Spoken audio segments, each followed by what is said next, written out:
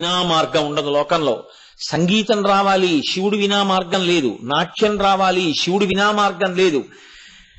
అసలు మాహేశ్వర సూత్రములన్నీ ఆయనలోంచే వచ్చాయి. వ్యాకరణం నేర్చుకోవాలి, శివాలయం వినా స్థానం లేదు. వ్యాకరణ మంటపం అని శివాలయంలో కడతారు. వ్యాకరణం నేర్చుకోవాలి అంటే గురువుగారు మడిబట్ట కట్టుకుని వచ్చి కూర్చుని వ్యాకరణ మంటపంలో కూర్చుని శిష్యుడికి చెప్తారు. వ్యాకరణ మంటపాలు శివాలయాల్లోనే ఉంటాయి.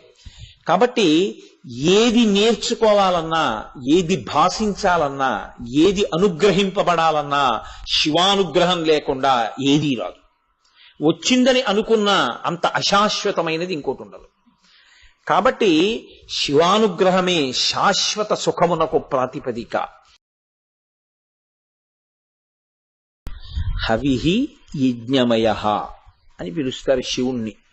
హవిహి అంటే యజ్ఞ సంబంధమైనటువంటి సంభారములు. హవిస్వరూపుడు అని. యజ్ఞం చెయ్యాలి అని మనం అనుకున్నాం అనుకోండి, అసలు భూమిని శుద్ధి చేయవలసి ఉంటుంది.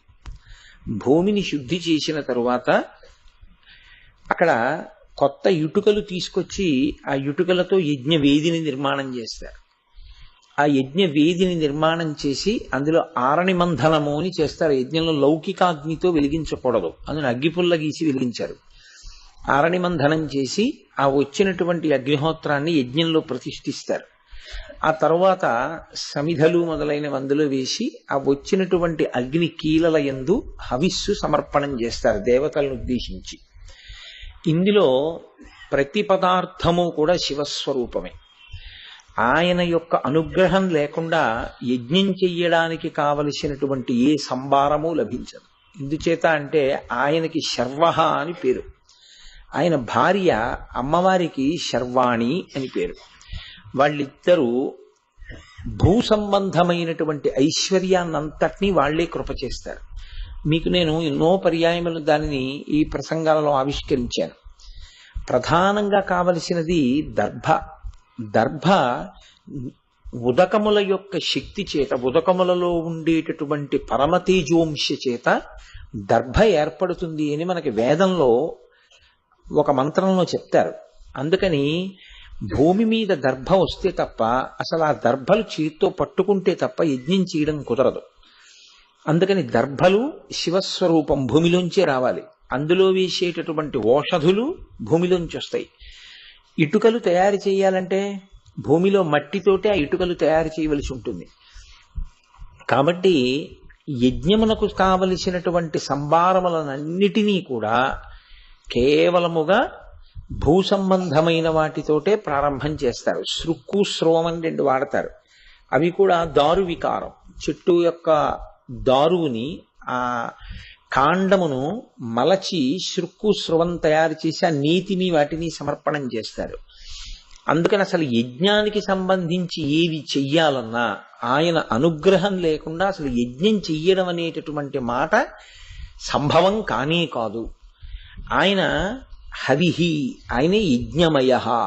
యజ్ఞము యొక్క స్వరూపము ఆయనే అయి ఉంటాడు. ఎందుకని ఆ మాట అంటారంటే, యజ్ఞము దేని కొరకు చేస్తారు అంటే, వ్యక్తి స్థాయిలో అయితే ఐహిక, ఆముష్మిక అని రెండు ప్రయోజనాలు ఉంటాయి. ఐహికము అంటే ఇక్కడ ఈ భూమి మీద ఉండగా తీరవలసినటువంటి కోరిక ఏదైనా తీరకపోయినా అలా తీర్చుకోవడానికి యజ్ఞమే సాధనము అని మనకి వేదం చెప్తోంది. దశరథ మహారాజు గారికి పుత్ర సంతానం కలగలేదు. ఆయనకి పుత్ర సంతానం కావలసి వచ్చింది. అప్పుడు ఆయన ఏం చేయవలసి వచ్చింది? ఇష్టి, పుత్రకామేష్టి అంటారు. ఆ ఇష్టిని సంకల్పం చేశారు. అలాగే అశ్వమేధ యాగము, ఈ రెండిటిని సంకల్పం చేసి పూర్తి చేస్తే రామచంద్ర ప్రభువు ఆయనకి కుమారుడిగా జన్మించాడు. కాబట్టి ఇహమునందు ఏదైనా కోరిక తీరాలి అంటే యజ్ఞము చేసి ఆ కోరిక తీర్చుకుంటారు. రెండవది ఆముష్మికము, అంటే కొంత పుణ్యాన్ని సంపాదించుకుని ఆ పుణ్యం వలన ఊర్ధ్వలోకముల యందు సుఖపడాలి, అక్కడ ఉండాలి కొన్నాళ్ళు దేవతాస్వరూపంగా అనుకున్నా కూడా యజ్ఞమే ప్రధానము. అందుకే 100 యజ్ఞములు చేసినటువంటి వాడు ఇంద్ర పదవిని అలంకరిస్తాడు అని. కాబట్టి శతక్రతు అని పిలుస్తూ ఉంటారు. యజ్ఞము ఆ విధంగా వ్యక్తి స్థాయిలో ఐహిక, ఆముష్మిక ప్రయోజనములను సమకూరుస్తుంది. కాదు కేవలముగా యజ్ఞం అనేటటువంటిది ఐహిక ఆముష్మిక ప్రయోజనములను మాత్రమే తీసుకొచ్చేదైతే వ్యక్తి మాత్రమే చేయవలసి ఉంటుంది. నాకు ఇహమునందు కోరికుంటే చెయ్యాలి, పరమునందు ఏదైనా కోరుకుంటే చెయ్యాలి, ఈ రెండూ నాకు అన్ని సమకూడాయని తృప్తితో ఉంటే అసలు చెయ్యక్కర్లేదు. అప్పుడు అందరూ కలిసి యజ్ఞం చేయవలసిన అవసరం ఏమైనా ఉంటుందా? ఎప్పుడూ ఉండదు. కానీ శాస్త్రం ఏమంటోందంటే యజ్ఞం చేసి తీరాలందరూ. ఎందుకు యజ్ఞము చెయ్యాలి అంటే యజ్ఞము చేయుట, యజ్ఞము చేసేటప్పుడు దానికి సాయపడుట, ఈ రెండు జీవితంలో చేసి తీరాలి. అసలు భార్యని స్వీకరించేది అందుకే, ఎడం పక్కన కూర్చోబెట్టుకుని యజ్ఞం చేయడానికి. ఆ యజ్ఞం ఎందుకు చెయ్యాలి అంటే పరమేశ్వరుడు ఏర్పాటు చేసినటువంటి ఒక వ్యవస్థ నడుస్తూ ఉండాలి. దాన్ని ధర్మచక్రము అంటారు. ఆ చక్రం తిరుగుతూ ఉండాలి ఎప్పుడు. ఆ చక్రం తిరగడంలో తేడా వచ్చిందనుకోండి, ధర్మచక్రమునకు హాని కలుగుతుంది. అప్పుడు ఈశ్వరుడు తద్దోషకారకులను బంధిస్తాడు. మనం ఇక్కడ నిలబడాలి, ఈ భూమి మీద ఉండాలి. ఉండాలి అంటే మనకు ఆహారం కావాలి, గాలి కావాలి, నీరు కావాలి. నీరు కావాలి అంటే నీటికి అధిదేవత వరుణుడు, వర్షానికి అధిదేవత ఇంద్రుడు. అలాగే ఇక్కడ కూడా అధిదేవతలు ఉంటారు. కంటికి అధిదేవత సూర్యచంద్రులు. ఒక్కొక్క ఇంద్రియానికి, ఒక్కొక్క అవయానికి ఒక్కొక్క అధిదేవత ఉంటారు. కాబట్టి ఐహిక ఆముష్మికములందు ఇక్కడ మనం అందరం సుఖంగా ఉండాలి అన్న కోరిక ఉంటుంది. కాబట్టి యజ్ఞమును యాగమును మానుట అన్నది ఉండనే ఉండకూడదు. యజ్ఞయాగాదులు నిరంతరము జరుగుతూ ఉండవలసిందే. మీకు యజ్ఞము యాగము అనేటటువంటి ఈ మాటలు ఏ ఇతర విశ్వాసమునందు లేవు. ఇవి కేవలము సనాతన ధర్మమునకు మాత్రమే చెందినవి. యజ్ఞమును సంకల్పం చేసి అగ్నిహోత్రాన్ని రగల్చి సమంత్రకంగా దేవతలకి హవిస్సు సమర్పించడం అనేటటువంటి ప్రక్రియ, ఆ కృతజ్ఞతతో జీవించాలనేటటువంటి సిద్ధాంతము కలిగిన ఏకైక ధర్మము సనాతన ధర్మం ఒక్కటే. అందుకే యజ్ఞము యాగము ఈ రెండు చెయ్యడం, సమంత్రకంగా దేవతలకి హవిస్సు ఇవ్వడం ఏ ఇతర విశ్వాసమునందు ఉండదు. అది వేద ప్రోక్తము, ఈశ్వర ప్రోక్తము. కాబట్టి మనం యజ్ఞయాగాది క్రతువులను ఎన్నడూ విస్మరించకూడదు. ఎప్పుడూ అవి జరుగుతూనే ఉండాలి. కాబట్టి పరమేశ్వరుడు యజ్ఞమయ, అది ఆయన చేసినటువంటి ఏర్పాటు, అది ఆయన పెట్టిన వ్యవస్థ. లేకపోతే మేమిచ్చిన వర్షానికి వీళ్ళు హాయిగా పంటలు పండించుకు తింటున్నారు, కానీ దేవతల్ని మర్చిపోయారు, ఈశ్వర వ్యవస్థని మర్చిపోయారు. ఇచ్చినవాడు ఒకడు ఉన్నాడన్న భావన మరిచిపోయి కృతజ్ఞతతో బతుకుతున్నారని ఈశ్వరుడు ఆగ్రహిస్తే ఉపద్రవ స్వరూపాన్ని పొందుతుంది. ఉపద్రవం అంటే ఏదో అయిపోదు. ఉపద్రవం అంటే ఒకటే, ఈ పంచభూతములు ప్రకోపం పొందేట్టుగా చేస్తాడు ఈశ్వరుడు. గాలి గాలిగా వీచిందనుకోండి హాయిగా ఉంటుంది. గాలిగా వీచకుండా ప్రభంజనుడు అయ్యాడు అనుకోండి, అమిత వేగంతో వీచిందనుకోండి, ఆయన ప్రభంజనుడు అంటే విరిచేస్తాడన్ని. ఆయనకి ఏది అడ్డొచ్చిందో అవన్నీ పడిపోతాయి, అవన్నీ విరిగిపోతాయి, అవన్నీ తొలగిపోతాయి, అపార నష్టం జరిగిపోతుంది. నీరు ప్రవాహం చక్కగా వెళ్ళిందనుకోండి, మనందరం సంతోషంగా ఉంటాం. అతి ఉద్ధృతితో వచ్చిందనుకోండి వరద, అడ్డొచ్చిన వాటినన్నింటినీ పట్టుకెళ్ళిపోతుంది, ఉన్న సంపద వెళ్ళిపోతుంది. అగ్ని ఆయన శాసనానికి లోబడి ఉంటే అగ్నిహోత్రుడు మనకు అన్నం కూడా వండి పెడతాడు. మన ఇంటి వంటవాడెవరు అంటే అగ్నిహోత్రుడే, ఆయనే వండి పెడుతున్నాడు. ఆయన కర్మ. హవ్యం వహతి దేవానాం కవ్యం కవ్యాసినామపి పాకంచ కురుతే వహ్ని శంకరశైవ శాసనాత్. పరమేశ్వరుడు యొక్క శాసనాన్ని ఔదల దాల్చి అగ్నిహోత్రుడు ఇంటింటా పాచకుడై అన్నం వండి పెడుతున్నాడు. ఆయనకి ఏం కర్మ అంటే ఆయనకి మనం హవిస్సిస్తాం, కృతజ్ఞత చెప్తాం. కాబట్టి నాకు ఇప్పటికీ బాగా జ్ఞాపకం, మా చిన్నతనంలో ఈ గ్యాస్ పొయ్యిలు ఉండేవి కావు. కట్టెల పొయ్యి మీద వంట చేసి వంటంతా అయిపోయిన తర్వాత కట్టెల్ని జార్చేయడం అని వెనక్కి తీసేసేవారు. వెనక్కి తీసేసిన తర్వాత ఒక కొద్దిగా అన్నం ముద్ద తీసి అందులో నెయ్యి కలిపి దివిషద్వర్గముని ముఖంబున సంతృప్తిన్ రాంచు నిన్నీషుగాస్తవముల్ శృతులు జగదాంతర్వ్యామివని అని శ్లోకం చెప్పి, అగ్నిహోత్ర నీవు ఈ మొదటి అన్నాన్ని తీసుకుని, నీవు బ్రాహ్మణుడవు కనుక నీవు మొట్టమొదట మా ఇంట్లో భోజనం చెయ్యి.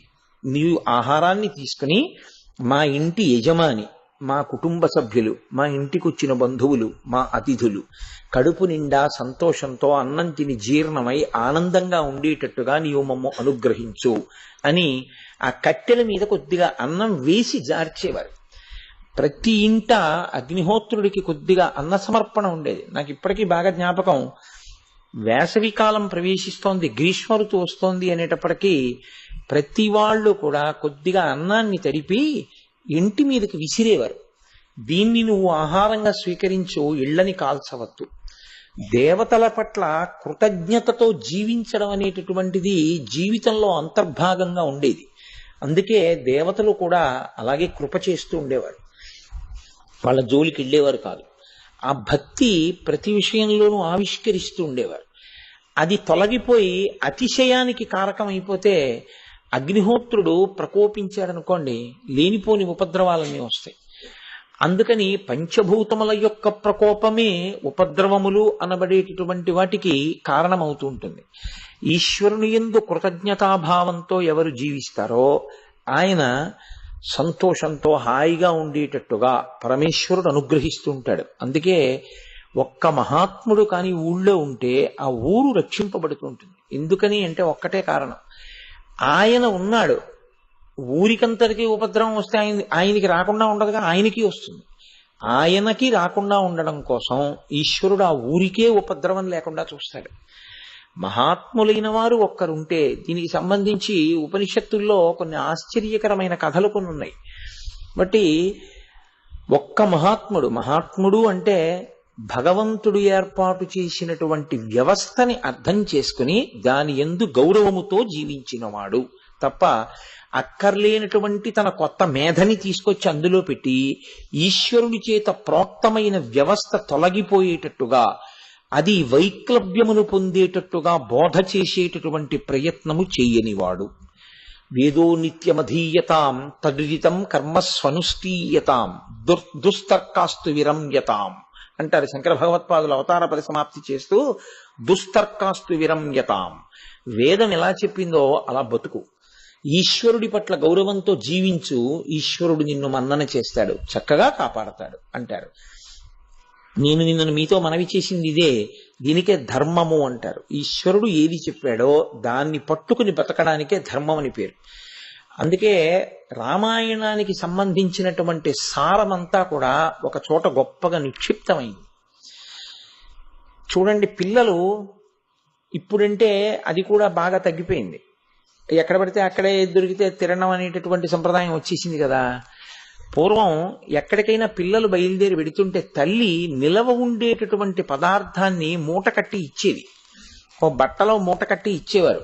నేను అమ్మ ప్రయాణం వెడుతున్నాను అంటే ఏదో 2 మినప రొట్లు, అందులో ఇంత ఏ మాగాయో ఆవకాయో వేసి మూట కట్టి ఇచ్చేవారు. ఇవి నిలవ ఉన్న కొద్దీ ఊరుతాయి, మంచి రుచిని పొందుతాయి.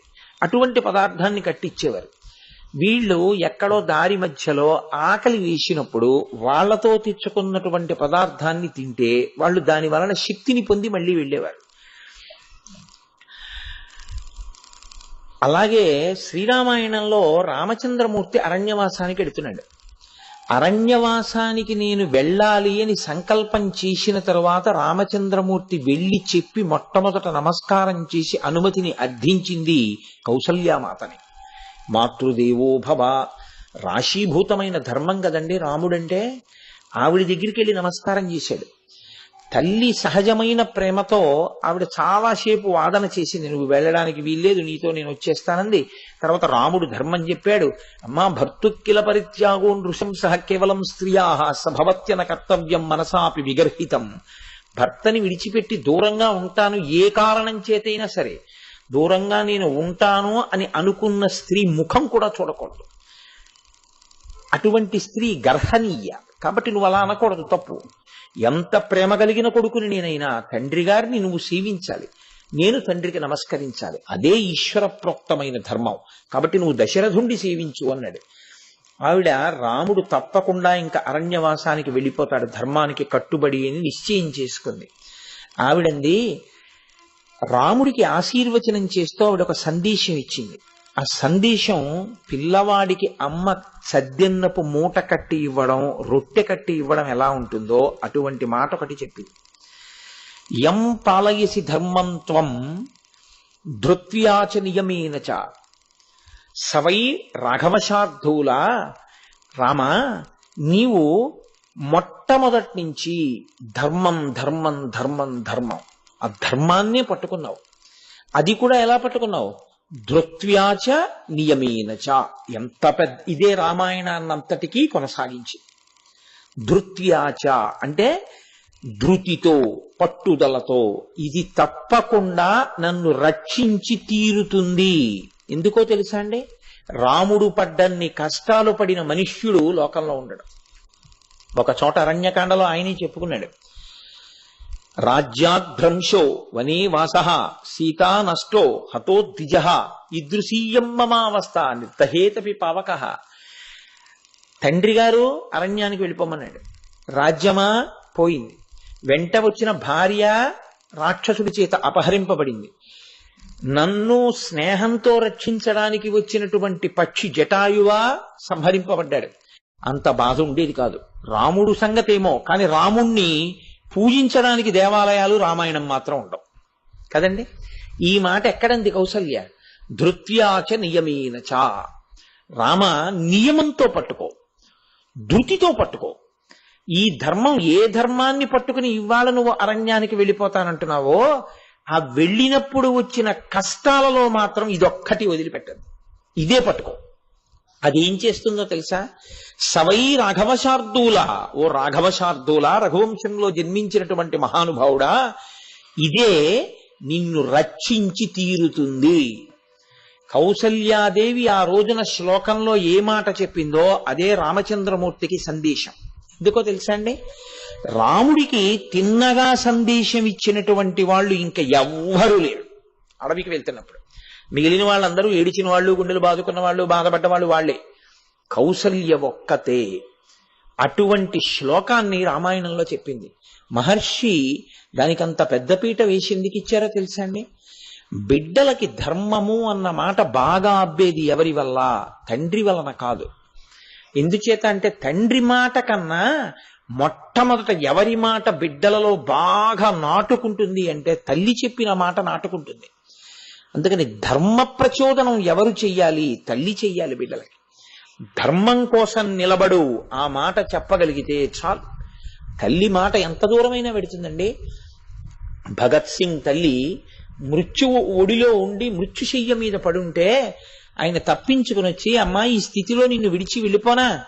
ఆవిడంది, నేను నిన్ను కన్న తల్లిని, నన్ను రక్షించడం కోసం నువ్వు ఇన్ని కోట్ల మందిని కన్నా తల్లి అయినటువంటి భరతమాతని దాస్య శృంఖములను ఛేదించి ఆవిడ్ని బయటికి తీసుకురావడానికి ప్రయత్నం చేయకుండా నా దగ్గర ఉండిపోతే కృతజ్ఞుడైన కొడుకు నాకు పుట్టాడన్న బాధతో వెళ్ళిపోతాను. అదే నువ్వు నన్ను విడిచిపెట్టి భరతమాత దాస్య శృంఖలాలను ఛేదించడానికి నువ్వు స్వాతంత్ర సంగ్రామంలో పాల్గొంటే నా కొడుకు గొప్ప కొడుకు అని సంతోషంతో వెళ్ళిపోతానంది. మహానుభావుడు తన జీవితాన్ని సమిధ కింద సమర్పించాడు స్వాతంత్ర సంగ్రామంలో. తల్లి చెప్పిన మాట ధర్మంలో పూనికనిస్తుంది. ఆ ధర్మమే సర్వకాలముల యందు రక్ష చేస్తుంది. అందుకే యజ్ఞమయ, ఆయనే యజ్ఞముల యొక్క స్వరూపుడు. ఆయన స్వతహాగా పరమసత్వగుణంతో ఉంటాడు. శివుడు మహాజ్ఞాని. ఆయనని మించిన జ్ఞానం ఎక్కడ ఉంటుందంటే రాశీభూతమైన జ్ఞానమే శివుడు. జ్ఞానము కలగాలి, శివుడు వినా మార్గం ఉండదు లోకంలో. సంగీతం రావాలి, శివుడు వినా మార్గం లేదు. నాట్యం రావాలి, శివుడు వినా మార్గం లేదు. అసలు మాహేశ్వర సూత్రములన్నీ ఆయనలోంచే వచ్చాయి. వ్యాకరణం నేర్చుకోవాలి, శివాలయం వినా స్థానం లేదు. వ్యాకరణ మంటపం అని శివాలయంలో కడతారు. వ్యాకరణం నేర్చుకోవాలి అంటే గురువుగారు మడిబట్ట కట్టుకుని వచ్చి కూర్చుని వ్యాకరణ మంటపంలో కూర్చుని శిష్యులకి చెప్తారు. వ్యాకరణ మంటపాలు శివాలయాల్లోనే ఉంటాయి. కాబట్టి ఏది నేర్చుకోవాలన్నా, ఏది భాషించాలన్నా, ఏది అనుగ్రహింపబడాలన్నా శివానుగ్రహం లేకుండా ఏదీ రాదు. వచ్చిందని అనుకున్నా అంత అశాశ్వతమైనది ఇంకోటి ఉండదు. కాబట్టి శివానుగ్రహమే శాశ్వత సుఖమునకు ప్రాతిపదిక. కాబట్టి ఆయన ఎప్పుడు సత్వగుణంతో ఉండేటటువంటి వాడు. ఆయన ఎప్పుడూ కూడా సాత్వికమైనటువంటి స్వరూపంతోటే ఉంటాడు. అవ్యగ్రహ, ఆయన కోపంతో ఉండేవాడు కాదు. మనసు చిన్నబుచ్చుకొని వెంటనే పగ తీర్చుకునేటటువంటి లక్షణం ఉండేటంతగా మనసు ప్రకోపం చెందేవాడు కాడు. శిక్ష ఎంతవరకు అవసరమో అంతవరకు శిక్ష వేసిన తరువాత మళ్ళీ వెంటనే కోపాన్ని తీసి అవతలకి విసిరి పారేసి తాను ఎంత ప్రశాంతంగా కూర్చోవాలో అంత ప్రశాంతంగా కూర్చోగలిగినటువంటి మహాపురుషుడు. వెళ్లి నమస్కరించినంత మాత్రం చేత ఎంత ఘోరమైన నేరం చేసిన వాణ్ణి కూడా ఉదారుడై క్షమించగలిగినటువంటి సత్వగుణ సంపన్నుడు. అందుకే పరమేశ్వరుణ్ణి మించినటువంటి శుద్ధ సత్వం లోకంలో ఇంకెక్కడా ఉండదు. ఎక్కడైనా సత్వగుణం ప్రకాశిస్తే అది శివానుగ్రహంగా ప్రకాశించిన సత్వగుణం తప్ప శివానుగ్రహం లేని సత్వగుణం ఎవరి యందు ప్రకాశించదు. ఎందుకంటే సాత్విక శుద్ధ విగ్రహ, ఆయనే పరమసాత్వికుడు, సత్వగుణ సంపన్నుడు, రాశీభూతమైన సత్వం ఆయనే. ఆయనే శుద్ధ విగ్రహ, అటువంటి పరిశుద్ధమైనటువంటి మూర్తిత్వము కలిగినటువంటి వాడు. అటువంటి వాడు దక్షాధరహరో, ఆయనే దక్షయజ్ఞమును నాశనం చేశాడు. ఇది పరస్పర విరుద్ధం కాదా? ఎవరు యజ్ఞమయ, ఎవరు హవిహి, ఆయనే దక్షాధరహరః. ఆయనే దక్షయజ్ఞమును పాడు చేసినవాడు. యజ్ఞాన్ని పాడు చేయడం, పసిపిల్లల్ని చంపడం, ఆ తర్వాత గర్భవిచ్ఛేదం చెయ్యడం, పరదారని అపహరించడం, ఇవన్నీ మహాపాతకాలు. మరి యజ్ఞాన్ని పాడు చేయడం అనేటటువంటిది పరమశివుడు చెయ్యవలసిన పనే. అందున ఎక్కడో కాదు, మనకి కోతవేటు దూరం దక్షవాటిక. మనం ద్రాక్షారామం అనేటటువంటి ప్రాంతం ద్రాక్షారామం కాదు, నారింజరామం కాదు, అది దక్షారామం, దక్షవాటిక. అక్కడ యజ్ఞం చేశాడు. అక్కడే యజ్ఞం లేడి రూపంలో పరిగెత్తి పారిపోయింది వీరభద్రుడి యొక్క ప్రకోపానికి. ఆ ప్రాంగణం అది. మరి పరమశివుడు ఎందుకు దక్షయజ్ఞాన్ని ధ్వంసం చేయవలసి వచ్చింది అంటే, దానికి పెద్దలు ఒక గొప్ప ధర్మ సూక్ష్మములతో కూడినటువంటి ఆఖ్యానమును ఆవిష్కరిస్తారు. ఆ ధర్మ సూక్ష్మం తెలిస్తే మీకు శివతత్వము అవగాహన అవుతుంది. మీకు ఆ ధర్మ సూక్ష్మం అవగతం కాకుండా కేవలం ఆ పైన ఉండేటటువంటి విషయాన్ని మాత్రమే మీరు అధ్యయనం చేస్తే మీకు అందులో ఉండేటటువంటి తత్వము అర్థము కానప్పుడు శివుని యొక్క పాదములను గట్టిగా పట్టుకోగలిగినటువంటి పూనిక ఏర్పడదు. దక్ష ప్రజాపతికి కుమార్తెలు కలిగారు. 27 మంది కుమార్తెల్ని చంద్రుడికి ఇచ్చిన సందర్భం కాదు. కాకుండా ఆయనకి వేరొక భార్య వలన 16 మంది కూతుళ్ళు పుట్టారు. ఆ 16 మంది కుమార్తెలలో దాక్షాయణి ఒకతే. దాక్షాయణి సాక్షాత్ అమ్మవారు, ఆదిశక్తి. ఆదిశక్తికి పూర్వజ అని పేరు. ఈ లోకములన్నీ ఎప్పుడు సృజింపబడ్డాయో దానికన్నా ముందు ఉన్న తల్లి ఆమె. ఎందుకో తెలుసా అండి? శక్తి శివుని యందే ఉంటుంది. శివుని యందు ఉన్న శక్తి శివుని యందు నిద్రాణమై ఉంటుంది. మళ్ళీ శివుడు కదలాలి అంటే ఆ శక్తియే కదుపుతుంది. చాలా మంది ఏమనుకుంటారంటే కదపడం అన్న మాట నిజానికి తప్పు మాట. ఇప్పుడు నేను వాడింది కూడా పొరపాటే, కానీ నేను అర్థం చేసేటట్టుగా చెప్పాలన్న ప్రయత్నంలో ఆ మాటని ముందు వాడి దిద్దుబాటుకు ముందు మాటలోకి పెడుతున్నాను. కదపడము అంటే ఏమిటి? బయట ఉన్నది ఇంకొక వస్తువుని కదిపితే కదపడం అంటారు. నేను ఇలా అన్నాను అనుకోండి, కదిపాను అంటారు. ఎవరైనా వచ్చి నన్ను ఇలా అన్నారనుకోండి, నన్ను కదిపాడు అంటారు. శంకరాచార్యులు వారు అలా అనలేదు అమ్మవారి గురించి.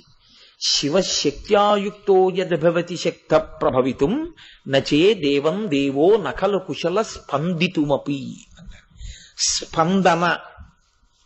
స్పందన అన్న మాట బయటి కదలిక కాదు, నా హృదయం స్పందించిందండి అంటాడు.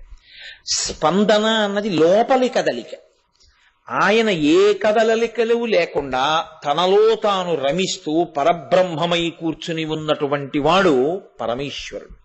అది ఎలా ఉంటుందంటే అలలు లేని చెరువులా ఉంటుంది.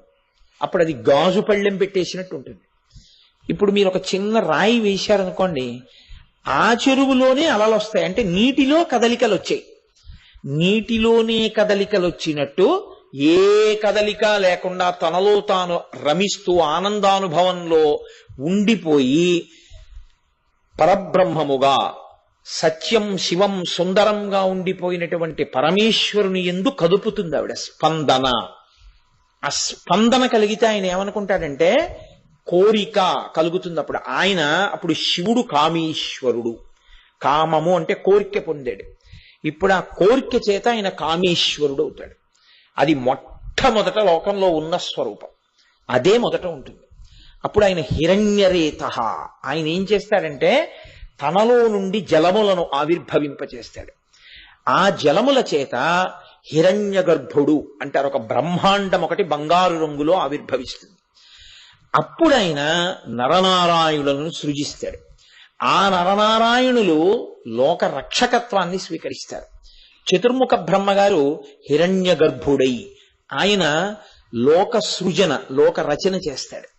కాబట్టి అసలు తానొక్కడే ఉన్నవాడు అనేకముగా మారాలనేటటువంటి కోరిక ఆయన పొందితే కామేశ్వరుడు అవుతాడు. ఈ కోరిక పొందేటట్టుగా తనలో తాను రమిస్తున్న వాణ్ణి బహిర్ముఖుణ్ణి చేసేది ఆయనలోనే కదలిన కదలిక. కాబట్టి ఆవిడ ఆదిశక్తి. అది ఆయన యందే ఉంటుంది. ఆయనని ఆశ్రయించి ఉండకపోతే మీకు అసలు ఫలితము అన్నది కలగదు, విడదు. శక్తి విడితే మీరు తట్టుకోలేరు ఎప్పుడు. ఎందుకో తెలుసా అండి, ఇప్పుడు ఈ మైక్కి నేను చెప్పిన విషయాన్ని గట్టిగా వినిపించగలిగిన శక్తి కలిసే ఉంటాయి. అందులోంచి ఆ శక్తి విడివడదు. ఈ శక్తి విడిపోయిందనుకోండి, విద్యుత్తు దీని నుంచి విడిపోయిందనుకోండి, అప్పుడు ఇది పనిచేయదు. విద్యుత్తు దీని ఎందుంటే, ఈ ఉపాధిని విద్యుత్ ఆశ్రయిస్తే ఫలితం ఉంటుంది. కారు హార్స్ పవర్తో పరిగెడితే కారుకు ఉపయోగం ఉంటుంది. ఫ్యాను నడిస్తే గాలి వస్తుంది. ఉపాధి శక్తి కలిసి ఉంటేనే ప్రయోజనం ఉంటుంది తప్ప అసలు రెండు విడివడడం అనేటటువంటిది లోకంలో ఉండదు. కాబట్టి స్పందితుమపి. కాబట్టి ఆవిడ ఎప్పుడుంది, ఎక్కడుంది? శివుడు మొట్టమొదట ఉన్నాడు అని అనడమే తప్ప ఎప్పటి నుంచి ఉన్నాడు అన్నది మనం ఎలా చెప్పలేమో, ఆదిశక్తి కూడా అలాగే ఉండిపోయింది. ఆయనతోనే ఉంది ఆ శక్తి. ఉన్న శక్తి పరమశివుడు ఎంతటి సులభుడో, పరమశివుడు ఎంతటి కారుణ్యమూర్తో, అమ్మవారు కూడా అంతటి సౌలభ్యము అంతటి కారుణ్యము ఉన్న తల్లి. కాబట్టి ఆవిడకున్న గొప్ప గుణం ఏమిటంటే ఆవిడ జగజ్జనని, అఖిలాండ కోటి బ్రహ్మాండ నాయకి. అటువంటి తల్లిని లోక విరుద్ధమైన కోరిక కోరుతాడు ఒకడు. ఆయన ఏమంటాడంటే ఇది కీర్తికి పరాకాష్ఠ అంటారు. అంటే అందరూ అమ్మా అని పిలిస్తే నేను ఒక్కడిని అమ్మాయి అని పిలవాలనుకుంటాను. అంటే ఆమె నాకు కూతురు కావాలి. ఇప్పుడు లౌకికమైన ఆచారము చేత ఆమె నాకు నమస్కారం చెయ్యాలి, నేను ఆమెకి నమస్కారం చేయడం కాదు. దీనివల్ల వచ్చేటటువంటి ఇంకొక పెద్ద ప్రయోజనం ఏమిటో తెలుసా అండి? అమ్మవారు మీ కడుపున పుడితే పరబ్రహ్మము మీకు అల్లుడైపోతాడు. పరబ్రహ్మము అల్లుడు ఎందుకు అవుతాడో తెలుసా? తండ్రిగా అనుగ్రహిస్తుందేమో కానీ భర్తృస్థానంలో ఆవిడ మహాపతివ్రత. అందుకని ఎప్పుడూ ఆయనే ఉంటాడు.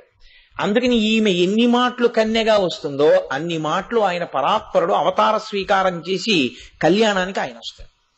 అది మీరు ఏ రూపాన్ని చూడండి. ఆయన రాముడిగా వస్తే ఆవిడ సీతమ్మగా వస్తుంది, ఆయన కృష్ణుడిగా వస్తే ఆవిడ రుక్మిణిగా వస్తుంది, ఆయన పార్వతిగా వస్తే ఆయన మళ్ళీ శివుడిగా వస్తాడు. ఆవిడ ఎన్ని అవతారాలు స్వీకరిస్తుందో అన్ని మాటలు ఈశ్వరుడు భర్తగా వస్తూ ఉంటాడు. కాబట్టి ఇప్పుడు పరబ్రహ్మమునకు అల్లుడవుతాడు. పరబ్రహ్మము యొక్క కాళ్ళు కడిగి కన్యాదానం చేసేటటువంటి అదృష్టం వచ్చింది కాబట్టి మోక్ష సిద్ధిని పొందుతాడు. పరమేశ్వరుణ్ణి పట్టుకోవడం కష్టమేమో, అమ్మవారిని కూతుర్ని చేసుకుంటే అయ్యవారు అల్లుడైపోయినట్టే. కాబట్టి దక్ష ప్రజాపతికి ఈ కోరిక పుట్టింది, అమ్మవారిని నా కూతుర్ని చేసుకోవాలి. అక్కడ వరకు దోషం పట్టడానికి ఏం లేదు, అది పరమభక్తి. కాబట్టి ఇప్పుడు ఆయన ఏం చేశాడంటే తపస్సు చేశాడు, అనుగ్రహించింది. అఖిలాండ కోటి బ్రహ్మాండ నాయకి అఖిలాండేశ్వరి అయినటువంటి అమ్మవారు అనుగ్రహించి ఆవిడంది తప్పకుండా నీ కడుపున పుడతాను, నీ కూతురిగా పుట్టాను కాబట్టి ఇంకొక పేరు పెట్టి పిలిస్తే నీకేం తృప్తిగా ఉంటుంది? నీ పేరు నా పేరులో కలిస్తే నీకు తృప్తి ఉంటుంది, లోకంలో శాశ్వతత్వం వస్తుంది. ఓ చూసావా దక్షుడు చేసుకున్న అదృష్టం అంటారు. కాబట్టి దాక్షాయిణి అని పిలవబడతాను. కాబట్టి దక్ష ప్రజాపతికి కూతురుగా వచ్చింది. ఆవిడ ఎవరికి కూతురుగా వచ్చినా ఆవిడ ఎవరికి చెందుతుంది? ఎవరికి చెందిన వస్తువు ఆవిడ? పరమేశ్వరుడికే. కాబట్టి ఆవిడ పరమశివునకు కన్యాదానం చేయబడి, ఇప్పుడు పరమేశ్వరుడు ఆయనకు అల్లుడయ్యాడు. ఇక్కడ వరకు కథ బానే ఉంటుంది. ఉపద్రవం అంతా ఎక్కడొచ్చిందో తెలుసా అండి? అది అనుగ్రహము అన్న విషయాన్ని మరిచిపోయాడు. మరిచిపోయి దాని స్థానంలోకి ఏం తెచ్చాడంటే దేహ సంబంధాన్ని తెచ్చుకున్నాడు. ఇప్పుడు నాకు అల్లుడు కదండి, అల్లుడు నేను మామగారిని కదా, ఆయన నాకు నమస్కారం పెట్టాలి కదా. అల్లుడుగా ఆయన అవడం నన్ను తరింపజేయడానికే గాని అల్లుడిగా ఉన్నంత మాత్రం ఆయన నాకు అల్లుడు అవడానికి ఆయన పుట్టినవాడు కాడు. పుట్టింది కూతురు, ఆవిడ కూడా అనుగ్రహించడానికి పుట్టింది. ఆయన సొత్తు కాబట్టి ఆయనకి ఇల్లాలయ్యింది. ఆయన నాకు అల్లుడు లౌకికంలో నన్ను తరింప చేయడానికి, అంతేకాని ఆయన నాకు అల్లుడని నా కాళ్ళు పట్టాలని నాకు నమస్కారం చెయ్యాలని అలా కోరుకోకూడదు కదా అన్న ఇంగిత జ్ఞానం పోతుంది. ఎందుకు పోతుందో తెలుసా అండి? దేహ సంబంధములు ఒక స్థాయిలను కల్పించి అహంకారమునకు కారణమవుతాయి. ఏమైపోతుందంటే ఎంత ప్రాజ్ఞుడైనా కానివ్వండి, ఆయనతో బంధుత్వం వచ్చిందనుకోండి, ఓ అల్లుడు ఓ బావమరిదో వరుసకు అయ్యాడు అనుకోండి, ఇంకక్కడి నుంచి ఏమిటంటే నాకు బావమరిదే అవుతాడంటే ఇతను అని బంధుత్వం చెప్పి భుజం మీద చెయ్యేస్తాడు. ఆయన భుజం మీద చెయ్యి వేయించాలాగా మర్చిపోతాడు యుక్తాయుక్త విచక్షణ. ఎందుకంటే దేహ సంబంధం ఆయన యొక్క శక్తిని కప్పేస్తుంది. అజ్ఞానం చేత యువతలవాడి యందు కప్పేసి ఆయన స్థాయి ఏమిటో తన స్థాయి ఏమిటో మర్చిపోతాడు. మరిచిపోయి ఆయన తన ముందు ఆ బంధుత్వం చేత అలా నిలబడాలని కోరుకుంటాడు. ఇప్పుడు అలా నిలబడడానికి ఈశ్వరుడికి ఏమీ బాధ ఉండదు. ఈశ్వరుడు నిస్సంగుడు, అందుకని ఆయన అలాగే నిలబడతాడు. దానికి ఏది పోన్లేని నీ కల్లుడిని అంటాడు. పాడైపోయేవాడు ఎవరో తెలుసా అండి? అలా కోరుకున్నవాడు ఎవడో వాడు పారై తీరుతాడు. ఎక్కడంటే ఎందుకంటే ఆ ఉద్ధతి వెళ్ళిపోతుంది, వెళ్ళిపోయి అపచారం వైపు కడుతుంది ఆఖరికి. ఇది ప్రమాదం తీసుకొచ్చేటటువంటి స్థితి. అక్కడే పడిపోయాడు దక్ష ప్రజాపతి. అసలు అప్పటి వరకు దక్ష ప్రజాపతికి పరమేశ్వరుడికి ఏమీ ఇబ్బంది లేదు. ఇబ్బంది రావడానికి పరమేశ్వరుడి వైపు నుంచి ఉండదు, ఎప్పుడూ ఉండదు. రావడం అన్నది ఎక్కడి నుంచి రావాలి? దక్ష ప్రజాపతి వైపు నుంచే రావాలి. ఎందుకు రావాలి అంటే మనుష్యుల యొక్క మనస్సులు ఎంత విచిత్రంగా ఉంటాయో చూడండి. ఒకానొకప్పుడు ప్రజాపతులు అందరూ కలిసి ఒక యజ్ఞం చేశారు. ఆ యజ్ఞం చూడ్డానికి అందరూ వెళ్ళారు. యజ్ఞం అన్నది పవిత్ర కార్యం కదండి. పూర్వం దేవతలు వచ్చేవారు. ఇప్పుడంటే మనకి లోకంలో ధర్మ వ్యతిరిక్తమైన ప్రవర్తన ఎక్కువై దేవతలు కంటికి కనపడడం మానేశారు. పూర్వం త్రేతాయుగంలో కూడా దశరథ మహారాజు గారు ఇష్టి చేస్తుంటే ఇంకా ఆయన మొదలెట్టలేదు. ఇష్టింతేహం కరిష్యామి పుత్రీయాం పుత్రకారణాత్ అన్నాడు ఆయన. నేను ఇష్టి చేస్తానన్నాడు, మాట తప్పడు, ఇష్టి చేస్తాడు. కాబట్టి ఎలాగో మంది పిలిచి హవిస్సిస్తాడు, మనం తినాలిగా రండి అని వచ్చేసారు దేవతలందరూ. వాళ్ళందరూ వచ్చేసి కూర్చున్నారు. కూర్చుంటే కదా బ్రహ్మగారు కూడా వచ్చి కూర్చున్నారు. కూర్చుంటే అప్పుడు వచ్చింది, అయ్యా రావణుడు చంపేస్తున్నాడు, మమ్మల్ని అందరినీ ఏం చేయమంటారు? అక్కడ మొదలైంది రామాయణం. కాబట్టి దేవతలు మనం ఒకళ్ళు పిలిస్తే పలహారానికి ఎలా పెడతామో అలా దేవతలు యజ్ఞం చేస్తే వచ్చి కూర్చునేవారు, మాట్లాడుకుంటుండేవారు. ఇంట్లో చక్కగా పిలిస్తే ఒక్కొక్కళ్ళు వచ్చి పుచ్చుకుని పెడుతూ ఉండేవారు. కనపడడం ఎప్పుడు మానేశారంటే అయ్య బాబోయ్ వీళ్ళకి ధర్మ వ్యతిరేకమైన ప్రవర్తన ఎక్కువైపోయింది, కాబట్టి నేను ఈ పని చెయ్యను, నేను వాళ్ళకి కనపడను అని దేవతలు సంకల్పం చేశారు. అందుకే అసలు విచిత్రం ఏమిటో తెలుసా అండి? ఎప్పుడూ ఈశ్వరానుగ్రహం దేని వల్ల ఉంటుంది అంటే మీరు ఎంత పాటిస్తున్నారు అన్న దాన్ని బట్టి ఉంటుంది. ఒక సభకి కొన్ని వేల మంది వచ్చి కూర్చుని విన్నారు అని సనాతన ధర్మం నిలబడిందని నిర్ధారణ చేయడానికి వీల్లేదు. వాడు సనాతన ధర్మమునందు నిలబడి ఈశ్వరానుగ్రహం పొందడానికి సిద్ధంగా ఉన్నాడని గుర్తేమిటంటే బొట్టు పెట్టుకుని ఉంటే. బొట్లు పెట్టుకోవడానికి నామోషి అయి ఉపన్యాసాలు 30 రోజులు విన్నవాడికి ఏమి ఈశ్వరానుగ్రహం కలుగుతుంది నాకు చెప్పండి? ధర్మము నువ్వాచరిస్తే వచ్చేది ఈశ్వరానుగ్రహం. నీకు ఆకలిస్తే నువ్వన్నం తినాలి, నీకు బొట్టు పెట్టుకోవడమే కష్టమైతే ఈశ్వరానుగ్రహం రమ్మంటే ఎక్కడి నుంచి వస్తుంది? ఇన్ని వింటే ఏం ఉపయోగం ఏముంది? నువ్వు చేయవలసిన ప్రాథమిక విషయమే నీకు చేత కానప్పుడు ఎక్కడి నుంచి ఈశ్వర కృప కలుగుతుంది? కాబట్టి దేవతలు కనపడడం మానేశారు అంటే అది కారణం. కాబట్టి వాళ్ళు కనపడరు కలియుగంలో. కానీ భక్తితో సమంత్రకంగా హవిస్సులు ఇచ్చినప్పుడు వాళ్ళొక్కసారి వచ్చి ఆ హవిస్సుని స్వీకరించి వెడుతూ ఉంటారు. ఇప్పుడు దేవతలందరూ వెళ్ళడం ఆనవాయితీ. దేవతలు వచ్చినప్పుడు దేవతా సార్వభౌముడు కూడా ఓసారి రావాలని కోరుకుంటారు కదా. కాబట్టి ఆయన కూడా వెళ్ళాడు ఆ సభకి. వెళ్ళి యజ్ఞం జరుగుతోంది. చక్కగా ఆ యజ్ఞంలో జరుగుతున్న మంత్రాలవి వింటూ సంతోషంగా కూర్చున్నారు. కూర్చుండగా వచ్చింది ఉపద్రవం అంతా. సరసిజగర్భ యోగిజన మునివర్యులు పర్వ సుపర్వులు ఋషీంద్రులు అందరూ వచ్చి కూర్చునియుండా అత్తరణి సమాన తేజుడకు దక్షుడు వచ్చిన సభాసదుల్ ఒక్క ఉదుటున లేచిరి పితామహ భర్గులు తక్క అందరూ. ఆ సభలో అందరూ వచ్చి కూర్చునున్నారు. కూర్చునుంటే ఆ సభలోకి దక్ష ప్రజాపతి వచ్చాడు. దక్ష ప్రజాపతి అంటే చతుర్ముఖ బ్రహ్మగారి యొక్క కుమారుడు. పైగా ఆయన ప్రజాపతులందరికీ కూడా నాయకత్వంలో ఉన్నాడు. బ్రహ్మగారు ఆయనకి ఆ పదవి ఇచ్చారు. కాబట్టి నేను ప్రజాపతులకు నాయకుడిని, సృష్టి చేయడానికి నియమింపబడిన ప్రజాపతులలో పెద్దవాడు, నాయకుడైన. కాబట్టి నేను వస్తుంటే అందరూ లేవాలి కదా సభలో, అది మర్యాద. కాబట్టి అందరూ లేచి నిలబడ్డారు. దక్షుడు వస్తుంటే లేవాలి, నేను వస్తుంటే అంటే దక్షుడు వస్తున్నప్పుడు లేచి నిలబడాలి కాబట్టి అందరూ లేచి నిలబడ్డారు. ఎవరిద్దరు లేవలేదు? పితామహ భర్గులు తక్క ఎందరు. పితామహుడు అంటే చతుర్ముఖ బ్రహ్మగారు, భర్గుడు పరమశివుడు, వీళ్ళిద్దరే లేవలేదు. పితామహుడు బ్రహ్మగారు లేకపోతే ఆయనకేం కష్టం కలగలేదు. ఎందుకో తెలుసా అండి? నన్ను కన్న తండ్రి, బ్రహ్మగారిని కన్న తండ్రి. అసలు లోకంలో సృష్టి మొదలు ఆయన దగ్గర నుంచే కదా. ఆయనలోకి లయమే ఆయనలోంచి మొదలవుతోంది. బ్రహ్మగారే లేవక్కర్లేదన్నప్పుడు శివుడు ఎందుకు లేస్తాడు? శివుడు లేవక్కర్లేదు. తనకన్నా పెద్దవాళ్ళు, తనకన్నా మేధావులు, తనకన్నా అధికులు లేవక్కర్లేదుగా సభలో. కాబట్టి పరమశివుడు కూడా లేవలేదు. కానీ ఆయన పార్వతీదేవితో చెప్పాడు ఒక రహస్యాన్ని. నేను అది విష్ణువుకి శివుడికి ఉండే సంబంధం అంత గొప్పగా ఉంటుంది. ఆయనకి నమస్కరించుకుంటాడా? నమస్కరించడు. ఆయన ఏం చేయాలి? సర్వభూతముల యందు వసించి ఉండే దేవుడిగా వాసుదేవుడు అన్నవాడున్నాడే, ఆయనకి నేను నమస్కారం చేశాను పార్వతి. ఉపాధికి చెయ్యకూడదు, నేను లేచి చేయడం కుదరదు, అందుకని లేవలేదు. మీ నాన్నకి ఇది అర్థం కాలేదు. ఎందుకు అవ్వలేదో తెలుసా? నువ్వు పుట్టి కన్యాదానం చేసే వరకు ఉందా బుద్ధి. నా అల్లుడు అన్న భావన రాగానే, దేహ సంబంధం మనసులో నాటుకోగానే, ఈయన నేనొస్తే లేవలసిన వాడు అన్న భావన నాటుకుంది ఇప్పుడు, నా అల్లుడు అని. కాబట్టి ఆయనకి కోపం వచ్చి ఇక మాట్లాడడం ఇంకా ఒకసారి కోపం అంటూ వచ్చేయాలే కానీ నోటికి హద్దు ఏమిటి? అయితే విచిత్రం ఏమిటో తెలుసా అండి? పరమేశ్వరుడి విషయంలో మీరు ఎంత నింద చేద్దామన్నది స్తోత్రమే అవుతుంది. ఆయన్ని నిందించడానికి ఏమి ఉండవు.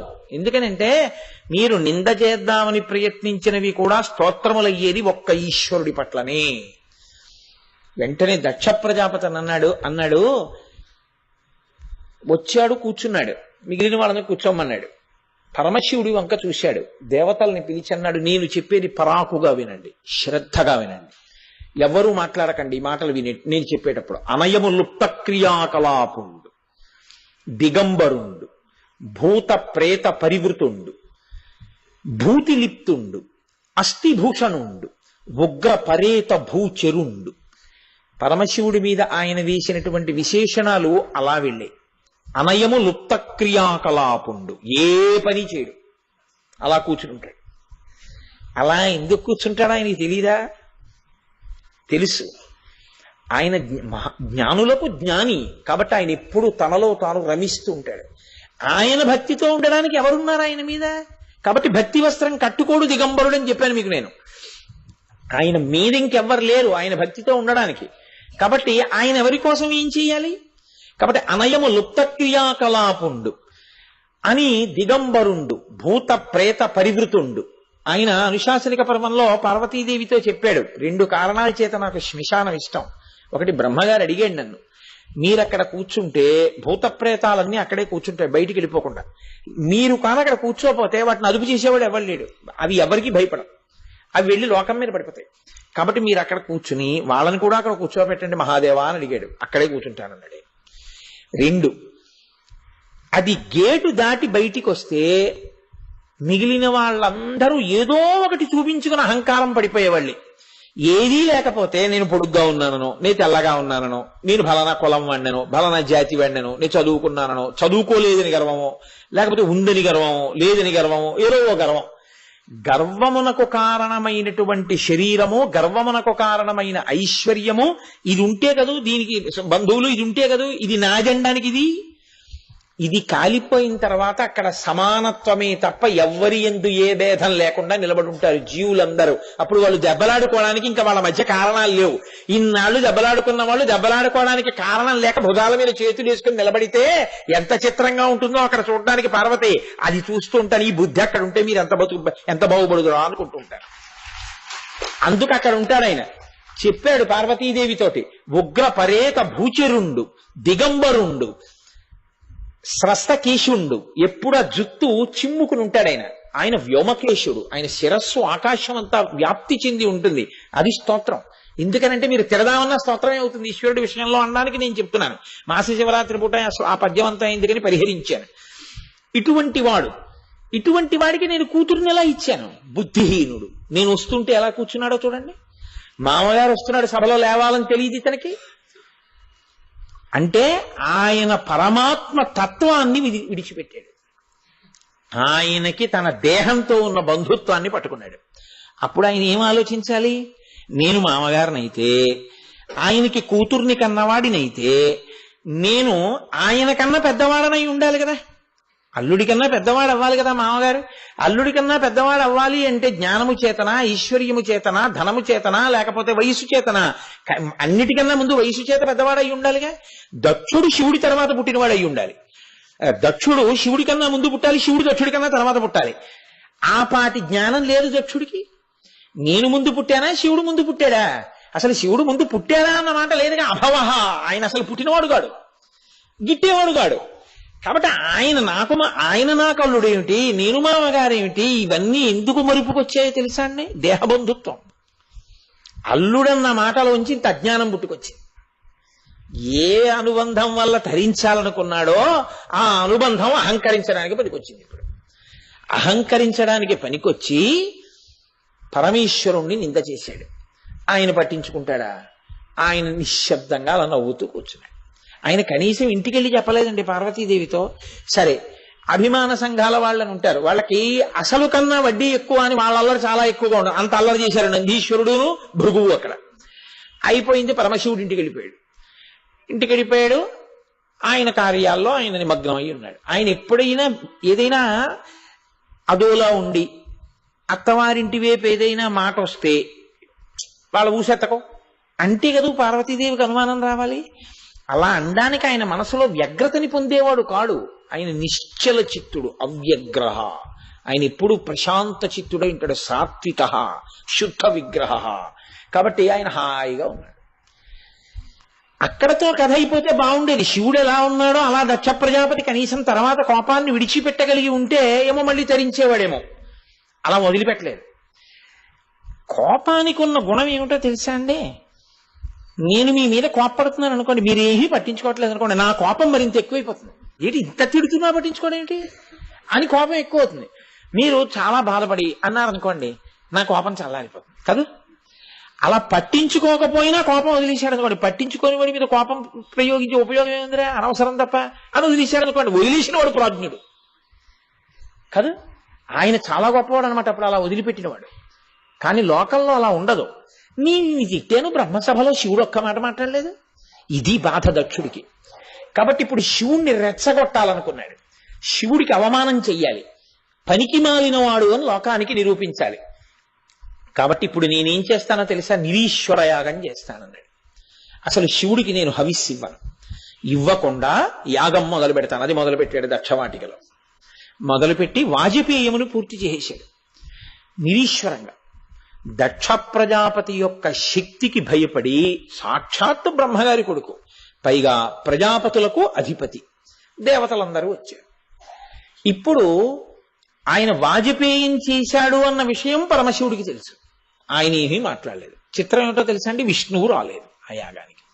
ఎందుకు రాలేదు? ఎప్పుడూ శివకేశవులు ఒకటే. ఆయనకి తెలుసు ఆ యాగం ఏమవుతుందో.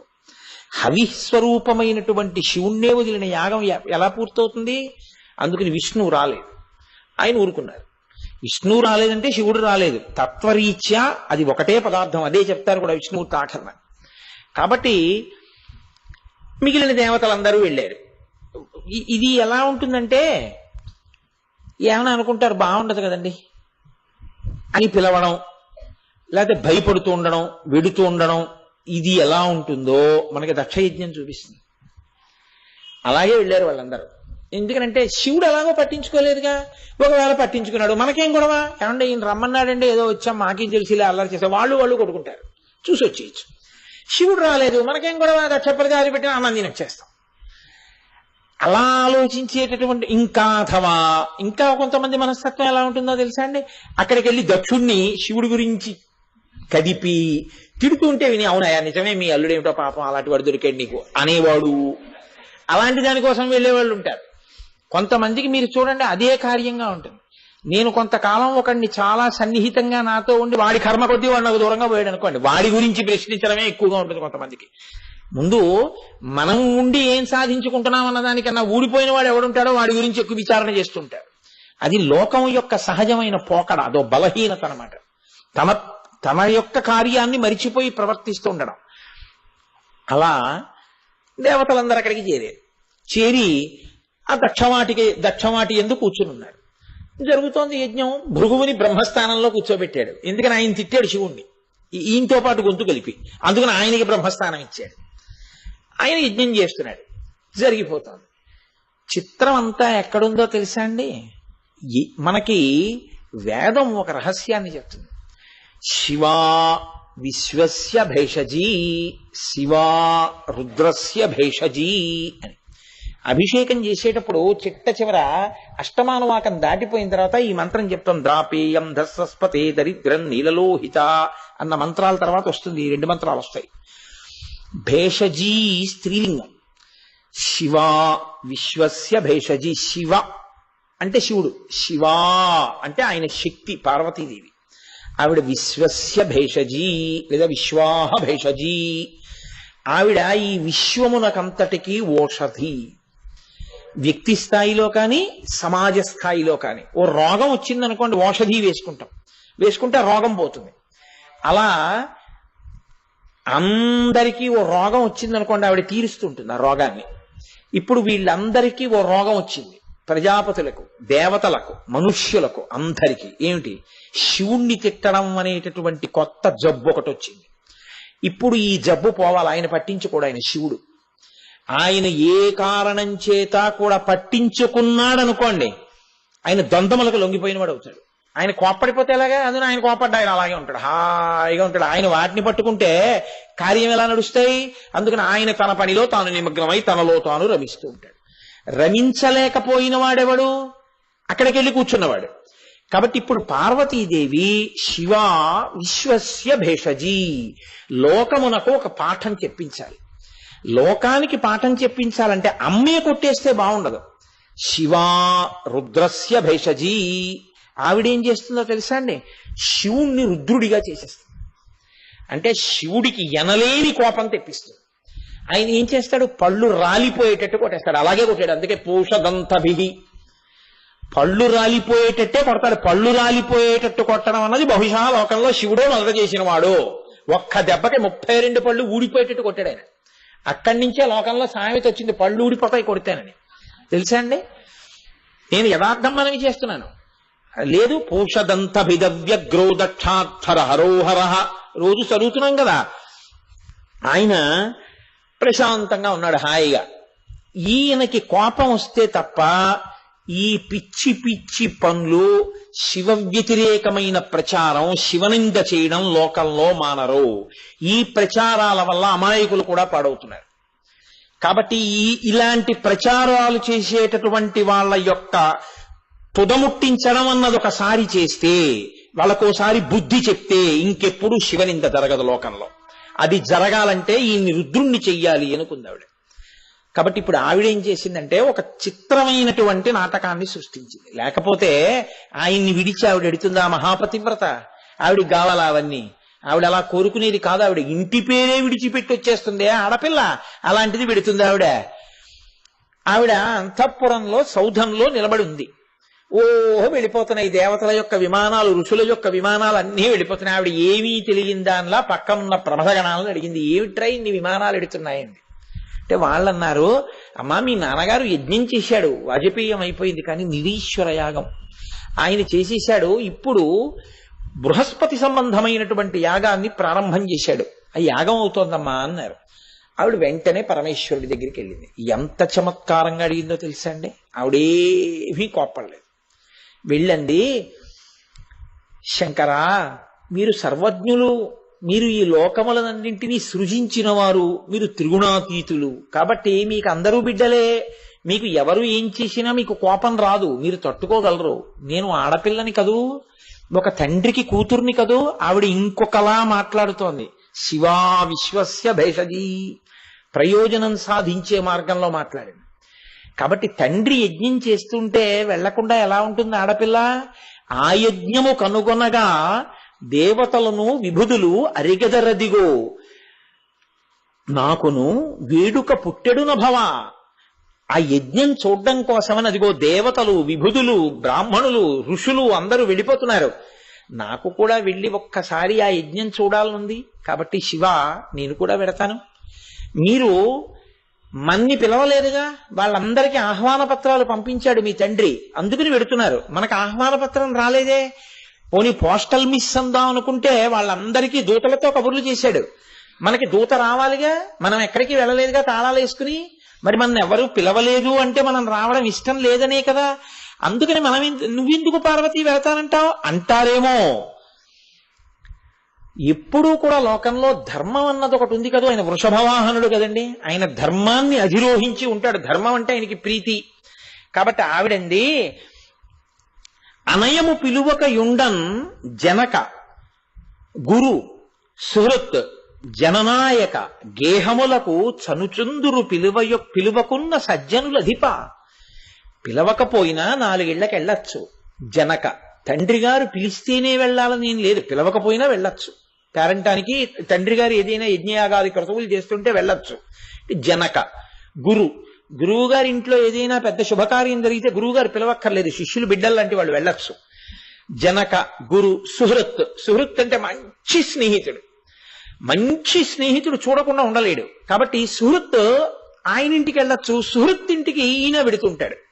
కాబట్టి సుహృత్ జననాయక అంటే రాజ్యాన్ని పరిపాలించేటటువంటి ప్రభువు ఏదైనా కార్యం చేస్తుంటే ప్రజలు వెళ్ళొచ్చు. కాబట్టి ఈ 4 ఇళ్లకి వెళ్ళొచ్చు, ధర్మం ఉంది. కాబట్టి నన్ను పిలవలేదు అని మీరు అనకూడదు, నేను వెళ్ళొచ్చు. నిజంగా ఆవిడంత వెంపర్లాడి వెళ్తుందండి కాదు. ఆవిడ వాళ్ళకి ఒక నీతి చెప్పడానికి, ఒక మార్గాన్ని చూపించడానికి, ఇలాంటి పనులు చేయకూడదని చెప్పడానికి ఆవిడ ఎడుతోంది. శివుణ్ణి రుద్రుణ్ణి చేయడానికి ఎడుతోంది ఆవిడ. కాబట్టి జననాయక గేహములకు చనుచుందురు పిలువకున్న సజ్జనులధిప. పైగా ఆ యజ్ఞాన్ని చూడడం కోసమని నా అనుజులు ప్రేమతోడ భర్తలతోడన్ ఒత్తురు. నేను పోయినా వారి నచట చూచుట కుదురు. మీరు నన్ను అనుమతిస్తే నా అనుజలు అంటే నా చెల్లెళ్ళు అందరూ కూడా అక్కడికి వస్తారు, నా అక్కయ్యలు వస్తారు. నేనప్పుడు వాళ్ళ ప్రియ భర్తలతో కలిసి వస్తారు. నేను వెడితే చెల్లెళ్ళని బావగారులని అందరినీ ఓసారి బంధువుల్ని చూసొచ్చేయడం కుదురుతుంది. మళ్ళీ వాళ్ళందరిళ్ళకి వెడదామంటే ఓ ఇబ్బంది ఒకటి ఉంటుంది. మీరు ఎప్పుడు ఏదో హడావిడిలో ఉంటుంటారు. కాబట్టి మీకు అన్నం వండి పెడుతూ ఉండాలి. మీకేం బాధ లేదు నేను లేకపోయినా, మీరు పక్కింటికి వెళ్ళిపోయి భవతి భిక్షాం దేహి అంటారు. కానీ అన్నన్నా అదేంటి అన్నపూర్ణమ్మ ఇంట్లో ఇలా అన్నార్తులా అంటారు కదూ. అందుకు నేను ఎక్కడికి వెళ్ళను మిమ్మల్ని విడిచిపెట్టి. పుట్టిల్లు మరిచిపోయిన తల్లి నా తల్లి, కాబట్టి నేను వెళ్ళను. ఇప్పుడు అనుకోండి ఓసారి అందరినీ చూసొచ్చి ఇచ్చు, మళ్ళీ చెల్లెళ్ళందరిళ్ళకి ఒక్కొక్కళ్ళింటికి వెళ్ళడం ఎలా కుదురుతుంది? బేలగా ఒక ఆడపిల్ల ఎలా మాట్లాడుతుందో అలా మాట్లాడింది శివుడి దగ్గర. కాబట్టి మీరు అనుమతించండి, నేను వెడతాను. మీరు సర్వైశ్వర్యకారకులు, మీ దగ్గర లేని ఐశ్వర్యం లోకంలో ఉండదు. ఎందుకని సమస్త జగత్తుని విభూతి కణాలుగా మార్చి ఒంటికి రాసుకుంటాడు. కాబట్టి ఇంకా ఆయన దగ్గర లేనిదే ఉంది. బంగారం అంటారా, ఆయన వీర్యం హిరణ్యం. కాబట్టి మీరు సుబ్రహ్మణ్యేశ్వర స్వామి యొక్క ఉత్పత్తి యందు మీరు విన్నారు కదా, ఆయన అవతార ఆవిర్భావ కథ యందు పరమేశ్వరుని యొక్క వీర్యమే హిరణ్యంగా మారింది. కాబట్టి లోకంలో బంగారం కోసం వెంపర్లాటేమో, ఆయనకి వెంపర్లాటే ఉంటుంది.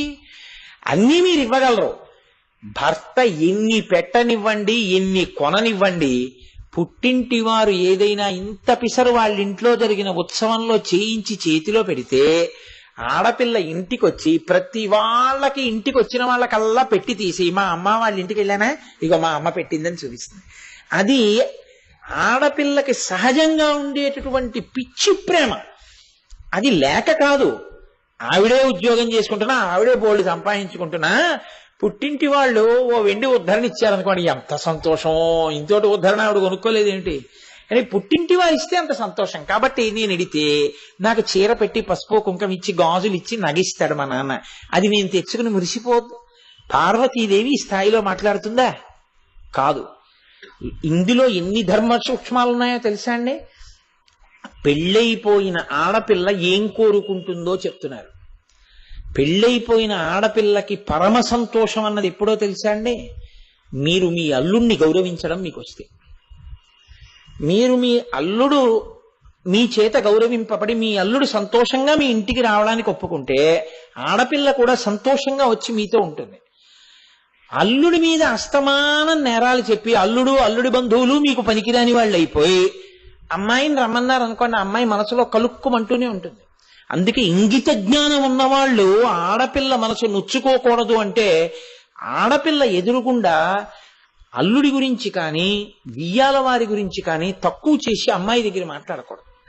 ఏదైనా ఉంటే వాళ్ళ గుండెల వరకే, పెద్దల వరకే. అంతేకాని అల్లుండి కించపరచడం, అమ్మాయిని నెత్తి మీద ఎట్టుకోవడం, ఇలాంటి పనులు చేస్తే ఆమె ఎలా సంతోషిస్తుంది? మీ దగ్గరికి వచ్చి సంతోషాన్ని పొందలేదు.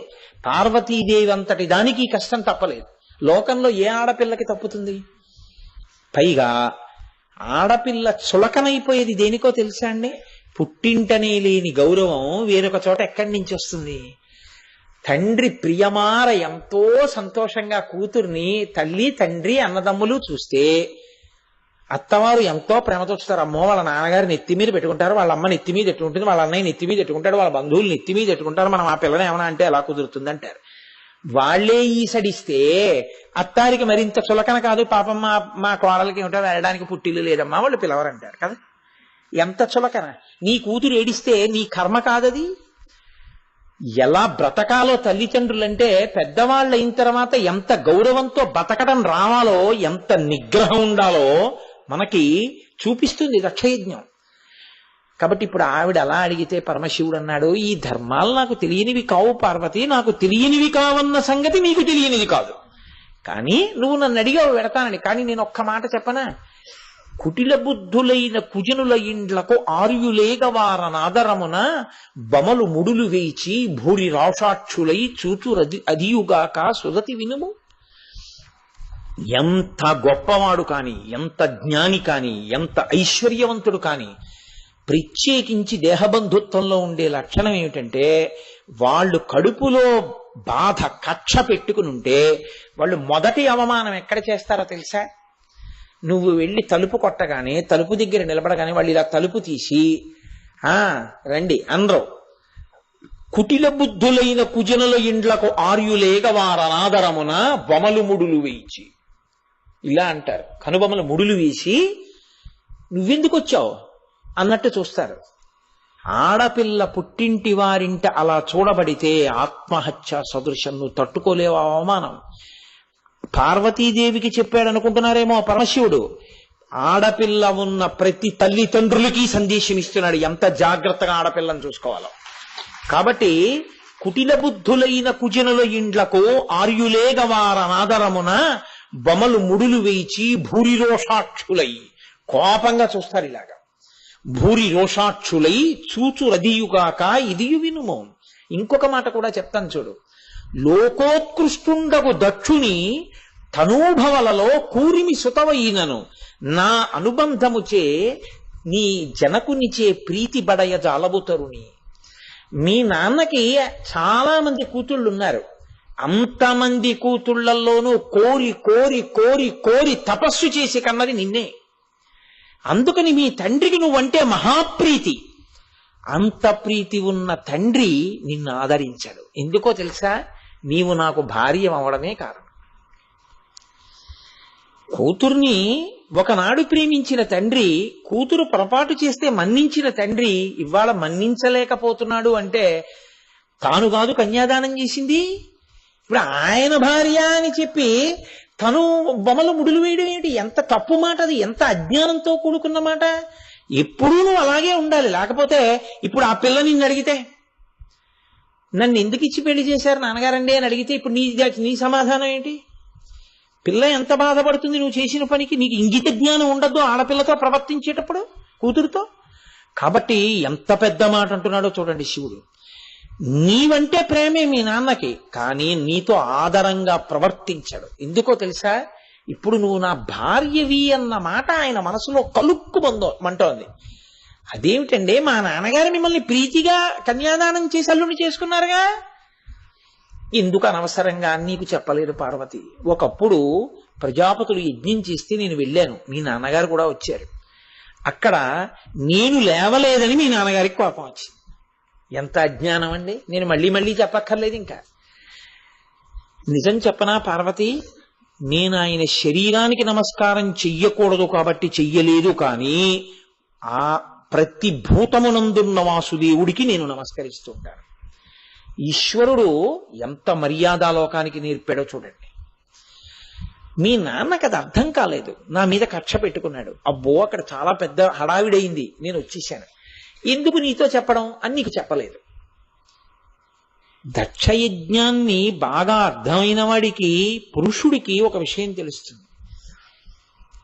నీకంటే అత్తగారు మామగారు అని దెబ్బలాడు వచ్చేసావు.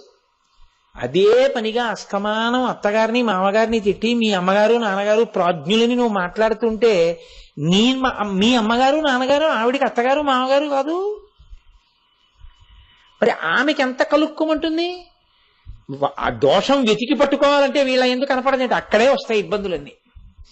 నీ మనసు ఖేదం ఎందుకు పడుతుందో తెలుసా? ప్రీతి స్మరణం చేస్తుంది అమ్మా నాన్న పట్ల. అస్తమానం అదే పనిగా ఇంక నేను ఇదే పని పెట్టుకుని నన్ను ఇలా అన్నాడు అలా అన్నాడని అండం ఎందుకు? నీకు ఇటు నేను బాధపడ్డానని, అటు మీ నాన్న బాధపడ్డాడని ఇద్దరి మధ్య నువ్వు నలిగిపోతావు. నీతో నేను ఎప్పుడూ అనలేదు. ఒక భర్తకి ఎంత పరిణితి ఉండాలో పరమేశ్వరుడు చూపిస్తున్నాడు. కాబట్టి నా మాట విను. నువ్వు వెడితే మీ నాన్న చాలా అవమానం చేస్తాడు. పుట్టినింట అంత అవమానం పొందడం అంటే అది ఎటువంటిదో తెలుసా? తిట్టడం కాదు, కొట్టడం కాదు, పలకరించారంతే. ఎవరో మాట్లాడరు. నువ్వు ఒక్కదానివి అలా నిలబడతావు. నీ తోడ పుట్టిన వాళ్ళు ఒకళ్ళు పట్టు చీరలు అట్టుకొస్తూ ఉంటారు, ఒకళ్ళు యజ్ఞ సంబారాలు అట్టుకొస్తూ ఉంటారు, అందరూ వెళ్ళి హారతిస్తూ ఉంటారు, నిన్నెవ్వరూ పిలవరు. ఒకవేళ నువ్వు ఏదైనా ముట్టుకోవడానికి వచ్చినా నువ్వు అలా కూర్చో అంటారు.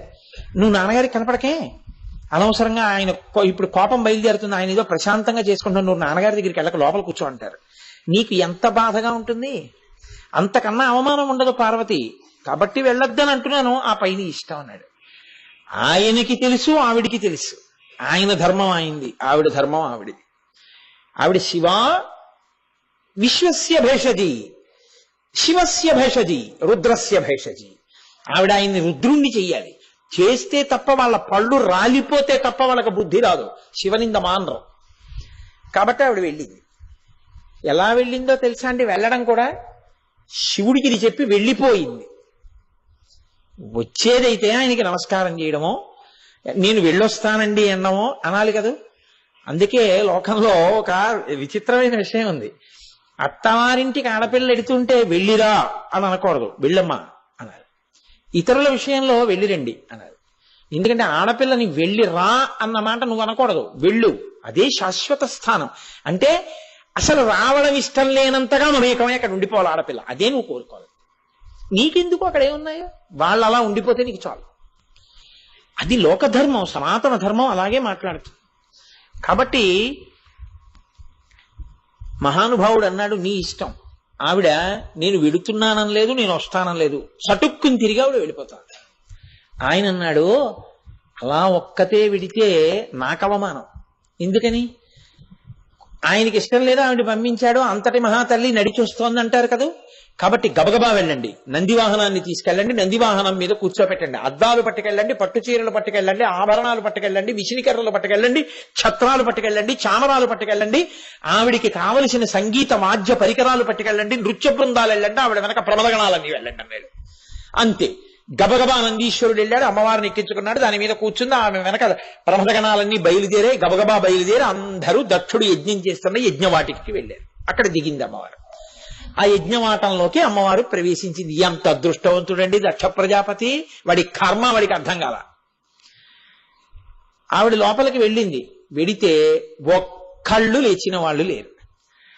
పోతనగారు అన్నారు, ఎంత చమత్కారమైన మాట అంటే, యజ్ఞమునకు వచ్చిన ఆ తల్లిని జననియు సోదరులు తక్క యజ్ఞమునందు ఉన్న ఏ ఒక్కరు అనయము పలుకరింపరైరి మహాత్మా. ఒక్క తల్లి తోడబుట్టిన వాళ్లే పలకరించారు.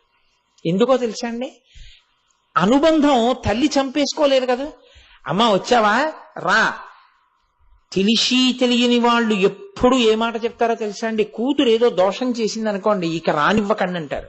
నువ్వు ఒడ్డున కూర్చుని చెప్పడం తేలిక, కడుపున పుట్టిన బిడ్డ తల్లిదండ్రులకు ఎంత బాధ ఉంటుందో. ఎలా రానివ్వకుండా ఉంటారు చెప్పండి. నిజంగా ఆడపిల్ల గడపలోకి వచ్చింది, చాలా తప్పే చేసింది ఆడపిల్ల. గడపలోకి వచ్చింది, తల్లి కౌగలించుకోకుండా పిలవకుండా ఉంటే నేనంటాను ఆవిడ కన్న తల్లే కాదంటాను.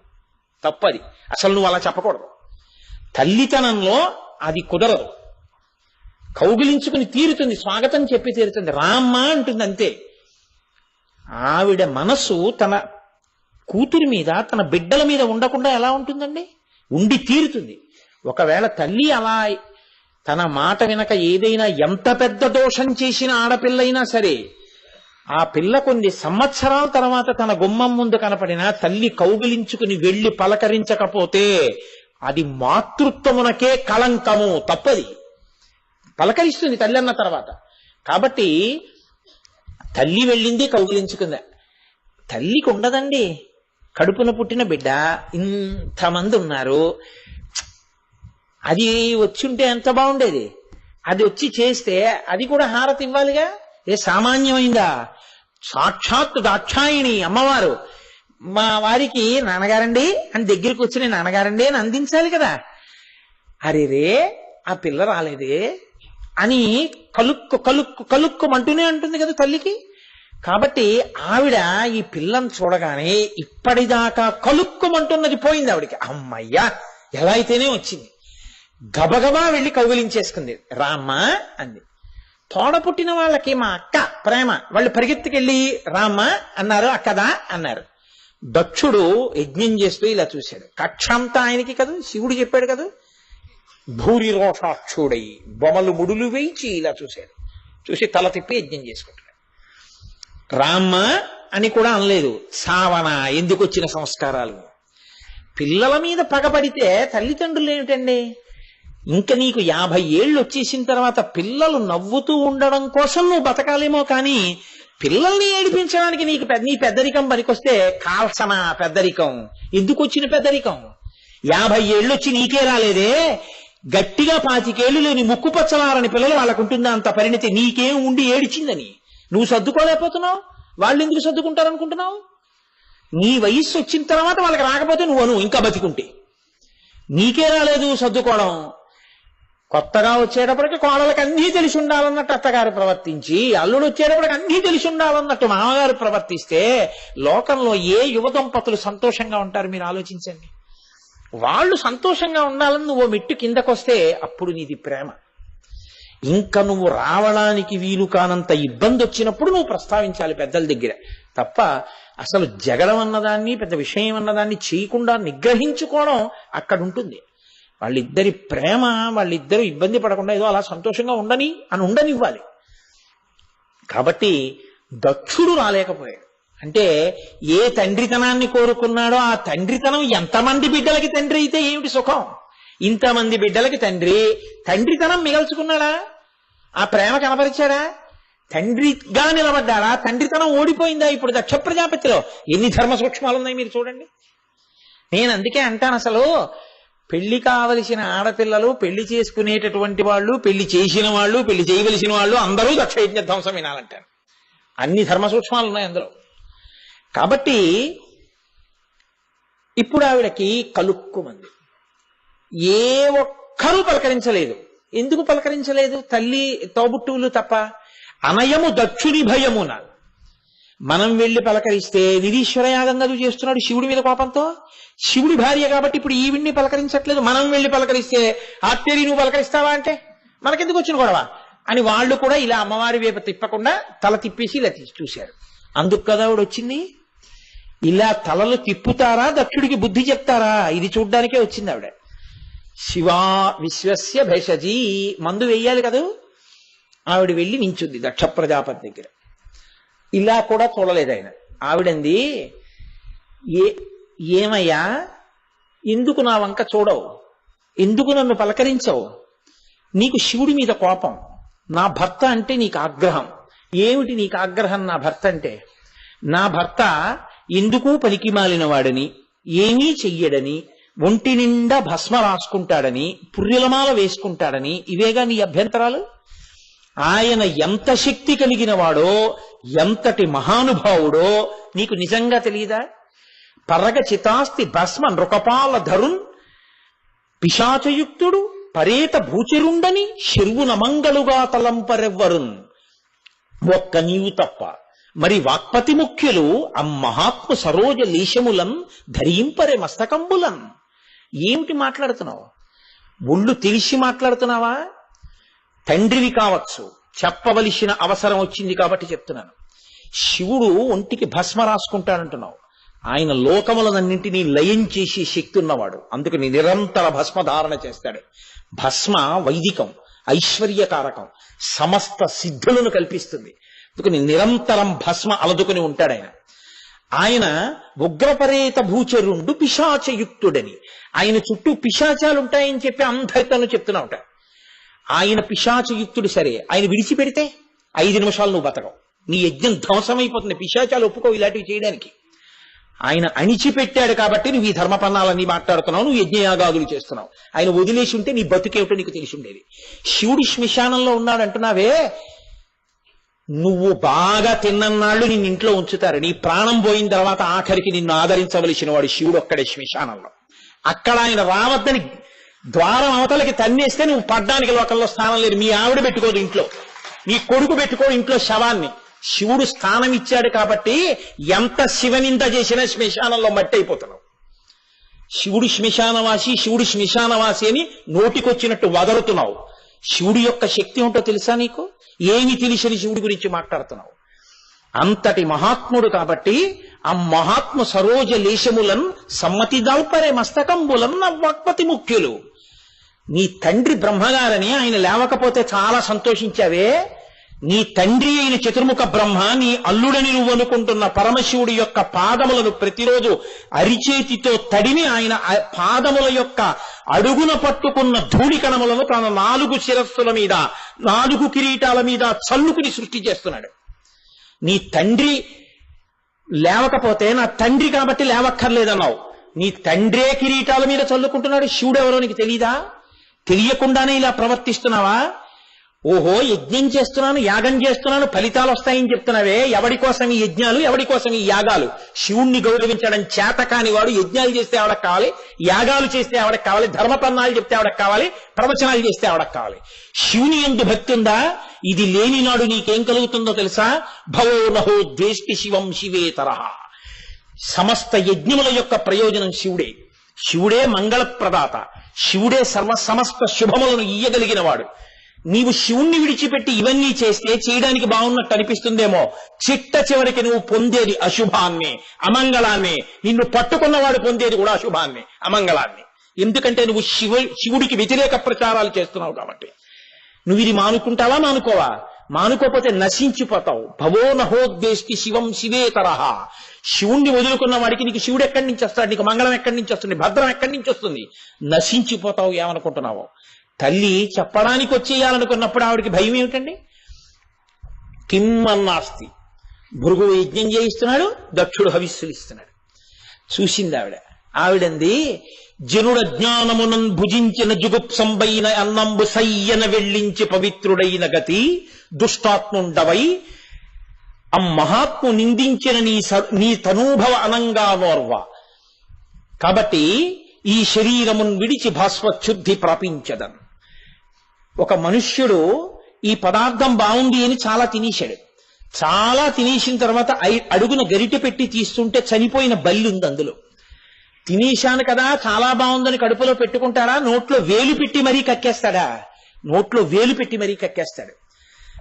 జనుడు అజ్ఞానమునన్ భుజించిన జుగుప్సంబైన ఎన్నంబు సయ్యన వెళ్ళించి పవిత్రుడైన గతి మహాత్ము నిందించిన నీ తనూభవ యనంగా నోర్వ. పరమేశ్వరుడి నింద చేసినటువంటి వాడి దగ్గర ఉన్నవాడికి మూడే మార్గాలని చెప్తున్నాయి శాస్త్రాలు. ఎవడు శివనంద చేశాడో వాడి నాలుక ఎడం చేత్తో పట్టుకుని పైకి లాగి కుడి చేత్తో కత్తి పట్టుకుని పరపర కోసేయి. 1. 2, శివనింద చేస్తున్నాడు అని నీకు అనిపిస్తే నువ్వు వినలేకపోతే పొడుచుకు చచ్చిపో. 3, చెవులు మూసుకుని అక్కడి నుంచి తొలగిపో, లేకపోతే నువ్వు పాడైపోతావు. ఏదో రాక్షసత్వం ఉండిపోతే ఈ జన్మలో చాలా మంచివాడిగా ఉన్నట్టు కనబడి శివనింద చేస్తాడు, వాడి వెనక తిరగద్దని చెప్తున్నాయి శాస్త్రాలు. కాబట్టి నీ తనూభవయనంగా నోర్వ, నీ అటువంటి నీచుడవైనటువంటి శివనింద చేసేటటువంటి నీ కూతురు అనిపించుకోవడానికి నేను సిద్ధంగా లేను. ఈ శరీరంతో తిరిగితే ఎప్పుడైనా పరమేశ్వరుడు నన్ను ఎడమ తొడ మీద కూర్చోబెట్టుకుని దాక్షాయిణి అంటాడు. ఆయనకి భేదాలు లేవు, ఆయన సంతోషంతో దాక్షాయిణి అంటాడు. అన్నప్పుడు నాకు కొత్త కొత్త కొత్త కొత్త ఉడికిపోతుంది. ఛీ దుర్మార్గుడు, వాడి కూతుర్ని, ఈయన మహాత్ముడు ఏమీ అండం, వాడు తిరుగుతున్నాడు మా ఆయన్ని అని నాకు ఒళ్ళు మండిపోతుంది. పైగా లోకం నన్ను దాక్షాయిణి అని పిలుస్తుంది అలా వెళ్ళిపోతుంటే. ఇంత నీచుడికి కుమార్తెగా నేను ఉండను. శివనింద చేసిన వాడి కూతురుగా నేను ఉండకుండెదనుగాక. ఇంతమందికి కూతురుగా వచ్చిన తల్లి దక్షుడి యొక్క కూతురుగా ఉన్న పేరుంచుకోవడానికి కూడా ఇష్టపడాల. ఎంత కోపం వచ్చిందో చూడండి. అమ్మవారు ఇంత కోపం పొందాలి అంటే శివనింద చేస్తే చాలు. కాబట్టి నీ తనూభవయనంగా నోర్వ, హేయభాజనమైన ఈ శరీరమున్ విడిచి భాస్వచ్ఛుద్ధి ప్రాపించదన్. నీకు కూతురనై శివనింద చేస్తుండగా విన్నాను కాబట్టి, శివనింద జరిగిన చోట నిరీశ్వర యాగానికి వచ్చి కూర్చున్న చోటుకు వచ్చాను కాబట్టి ఈ శరీరము అపవిత్రమైపోయింది. కాబట్టి ఈ శరీరాన్ని విడిచిపెట్టేస్తున్నానని ఆవిడ వెంటనే పద్మాసనం వేసుకుని అక్కడే కూర్చుంది తండ్రి పక్కన. చూస్తున్నాడు తప్ప మాట్లాడటం లేదు. ఆవిడ వెంటనే తనలో ఉన్న అగ్నిని రగల్గొలిపింది. ఆవిడే చంపేస్తుంది. ఆవిడ అంది కూడా, చంపేస్తాను నిన్ను, కానీ తండ్రి అయిపోయావు. కాబట్టి చంపకూడదు, ధర్మం తప్పకూడదు. యోగాగ్నిని రగల్చి భగ్గున మంటమండి బూది కుప్పై అక్కడ పడిపోయింది. అప్పుడు సభలో ఉన్న కొంతమంది అన్నారు, ఛీ దుర్మార్గుడు, శివనింద చేసి కూతుర్ని చంపేసుకున్నాడు, ఆయన వాడికి ఏమీ పట్టలేదు, యజ్ఞం చేసుకుంటున్నాడు. ఎంత శివద్వేషిరా వీడు అనుకున్నారు. ప్రమథగణాలకి ఎక్కడలేని ఆగ్రహం వచ్చింది. అవి గబగబా యజ్ఞం మీద పడబోయి. భృగుడికి ఇలాంటివంటే చాలా ఇష్టం. కాబట్టి ఆయన వెంటనే ఒక ఆభిచారిక హోమం చేసి అందులోంచి కొత్త గణములను సృష్టించి వాళ్ళని ప్రమథగణాల మీదకు పంపించాడు. ప్రమథగణాలన్నీ ఓడిపోయి వాళ్ళందరూ వెనక్కి తిరిగి కైలాసానికి వెళ్ళిపోతున్నారు. అమ్మవారు బూది కుప్ప అయిపోయింది. నారద మహర్షి గబగబా వెళ్లి పరమశివుడికి చెప్పారు. కైలాసం పర్వతం మీద ఆయనే ఉంది, మౌన వ్యాఖ్య ప్రకటిత పరబ్రహ్మతత్వం యువానం, హాయిగా కూర్చున్నాడు. అయ్యా, నీ భార్యని అవమానించారు, ఆమె నీయందు పరమభక్తితో శరీరాన్ని వదిలేసింది అన్నారు. శివస్య భేషజీ రుద్రస్య భేషజీ. ఆయన వెంటనే రుద్రుడు అవ్వాలి కదండి ఇప్పుడు. అంతే, ఆ మాట విన్నాడు ఆయన. అర్జుండుగ్రుడు నీలకంఠుడి బదైచారాతి దష్టోష్టుడై ఆజ్యభూరి మృగేంద్ర రోషమున భీమ ప్రక్రియన్ నవ్వుచున్ విద్యుద్వహ్ని శిఖా సముచ్చయ రుచిన్ వెల్గొందు చెంచజటన్ సద్య క్రోధముతోడ పూంచి వైచన్ క్షమాచక్ర మధ్యంబునన్. అంతే, ఒక్కసారి అర్జునుడుగ్రుడు మహాకోపాన్ని పొందేశాడు. ఆ జటలన్నీ కూడా విచ్చిపోయి ఒక్కసారి గిర్ర తిరిగాడు, త్రిశూలాన్ని చేత్తో పట్టుకుని పెద్ద ప్రళయకాల రుద్రస్వరూపాన్ని పొందాడు. భీమ ప్రక్రియను నవ్వుచున్, ఒక సింహం నోరు తెరిచి నవ్వితే ఎలా ఉంటుందో అలా పెద్ద వికటాట్టహాసం ఒకటి చేశాడు. మహాకోపంతో తనకి మెరిసిపోతున్న జటలలోంచి ఒక జటనొక దాన్ని తలలోంచి ఊడబెరికేశాడు. తీసి క్షమాచక్ర మధ్యంబునన్ భూచక్రం మధ్యలో వేసుకోటాడు. అంతే. ఆ జట భూమికి తగిలిందో లేదో అబ్రంలిహాదభ్ర విభ్రమాభ్రభ్రమ కృన్నీల దీర్ఘ శరీరమర ప్రజ్వల జ్వలన దీప్త జ్వాలికాజాల జజ్జల్యమాన కేశములు మెరయ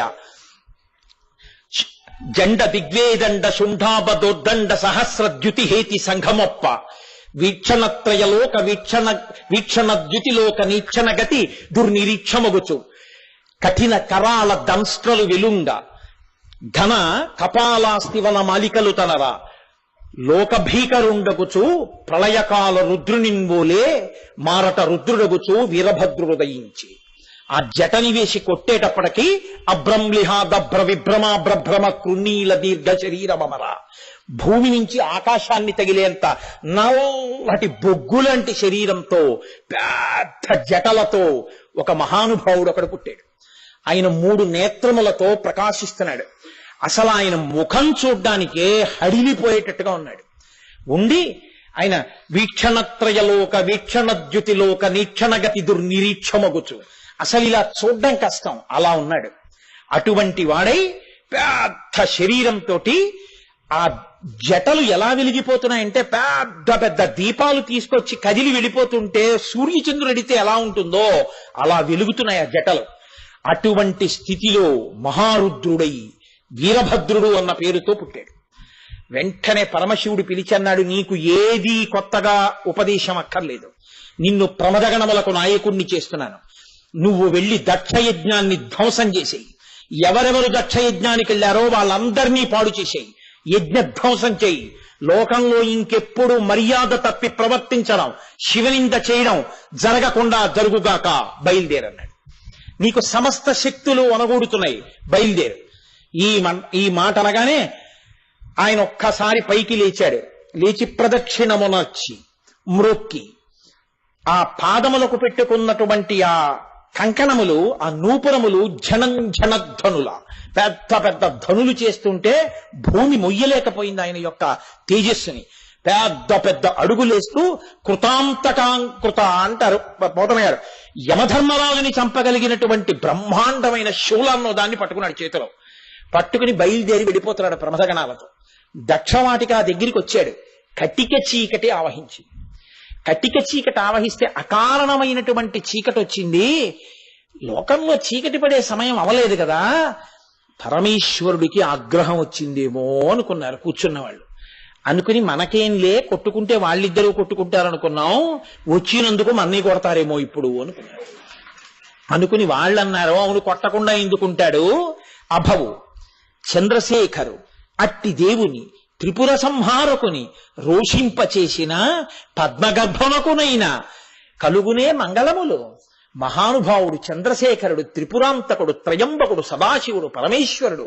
అటువంటి వాడి పట్ల మనకి కోపం ఏమిటి, నిరీశ్వర యాగాలేమిటి, శివనింద చేయడం ఏమిటి, ఆయన శ్మశానవాసి అని ప్రచారాలేమిటి, ఊరుకుంటాడా? ఊరుకున్న నాళ్ళు ఊరుకున్నాడు. అమ్మవారు ఆయన్ని రుద్రుణ్ణి చేసింది, అదిగో బయలుదేరి వస్తున్నాడు. అదే చీకటి, అదిగో ధూళంతా రేగిపోతోంది. మహానుభావుడు ఏ రూపంలో వస్తున్నాడో ఏమిటో అనుకున్నారు. దుర్నిరీక్షమగుచు చూడలేకపోయారు. ఆయన లోపలికి వచ్చాడు వీరభద్రుడు. వస్తూనే సామాన్యమైన యజ్ఞధ్వంసం కాదండి, అక్కడ పూష అనబడేటటువంటి పేరుతో ఒక సూర్యుడు ఉన్నాడు. ఆయన నవ్వాడు ఒకానొకప్పుడు పరమశివుణ్ణి నింద చేస్తుంటే. అందుకని వెంటనే చండీశ్వరుడు ధనస్సు తీసి కొట్టాడు మూతి మీద. ఒకప్పుడు శివనంద జరిగితే నవ్విన వాడివి నువ్వేనా అని అడిగాడు. అడిగి కొట్టాడు. కొట్టే 32 పళ్ళు రాలిపోయి. పూషదంతభిదవ్యగ్రో, అప్పుడు పడిపోయాయి సూర్యుడికి పళ్ళు, ఆ పూష అన్న సూర్యుడికి. అక్కడే కూర్చునున్నాడు భగనేత్రభిదవ్యక్తో, భగుడన్న వాడు. అంతే, నువ్వేనా పరమశివుణ్ణి నింద చేస్తుంటే ఇలా ఇలా అన్నవాడివి అని 2 గుడ్లు పీకేశాడు నందీశ్వరుడు. ఆయన అంధుడైపోయాడు. దేవతలందరినీ కొట్టించోట కొట్టకుండా కొట్టారు. ఒక్క దేవత దక్షయజ్ఞం తర్వాత లేచి నడిచిన వాడు లేడు. అందరికీ ఆర్థోపెడిక్స్ డాక్టర్ కావాలి. అలా విరిగిపోయే ఎముకలన్నీ. యజ్ఞంలో ఉన్నటువంటి యజ్ఞాధిష్టాన దేవత జింక రూపాన్ని పొంది పారిపోయింది. అందుకే దక్షవాటికలో ఇప్పటికీ చెప్తారు, దక్షారామంలో యజ్ఞం లేడి రూపాన్ని ధరించి పారిపోయింది ఇక్కడే అని చెప్తారు గర్వంగా.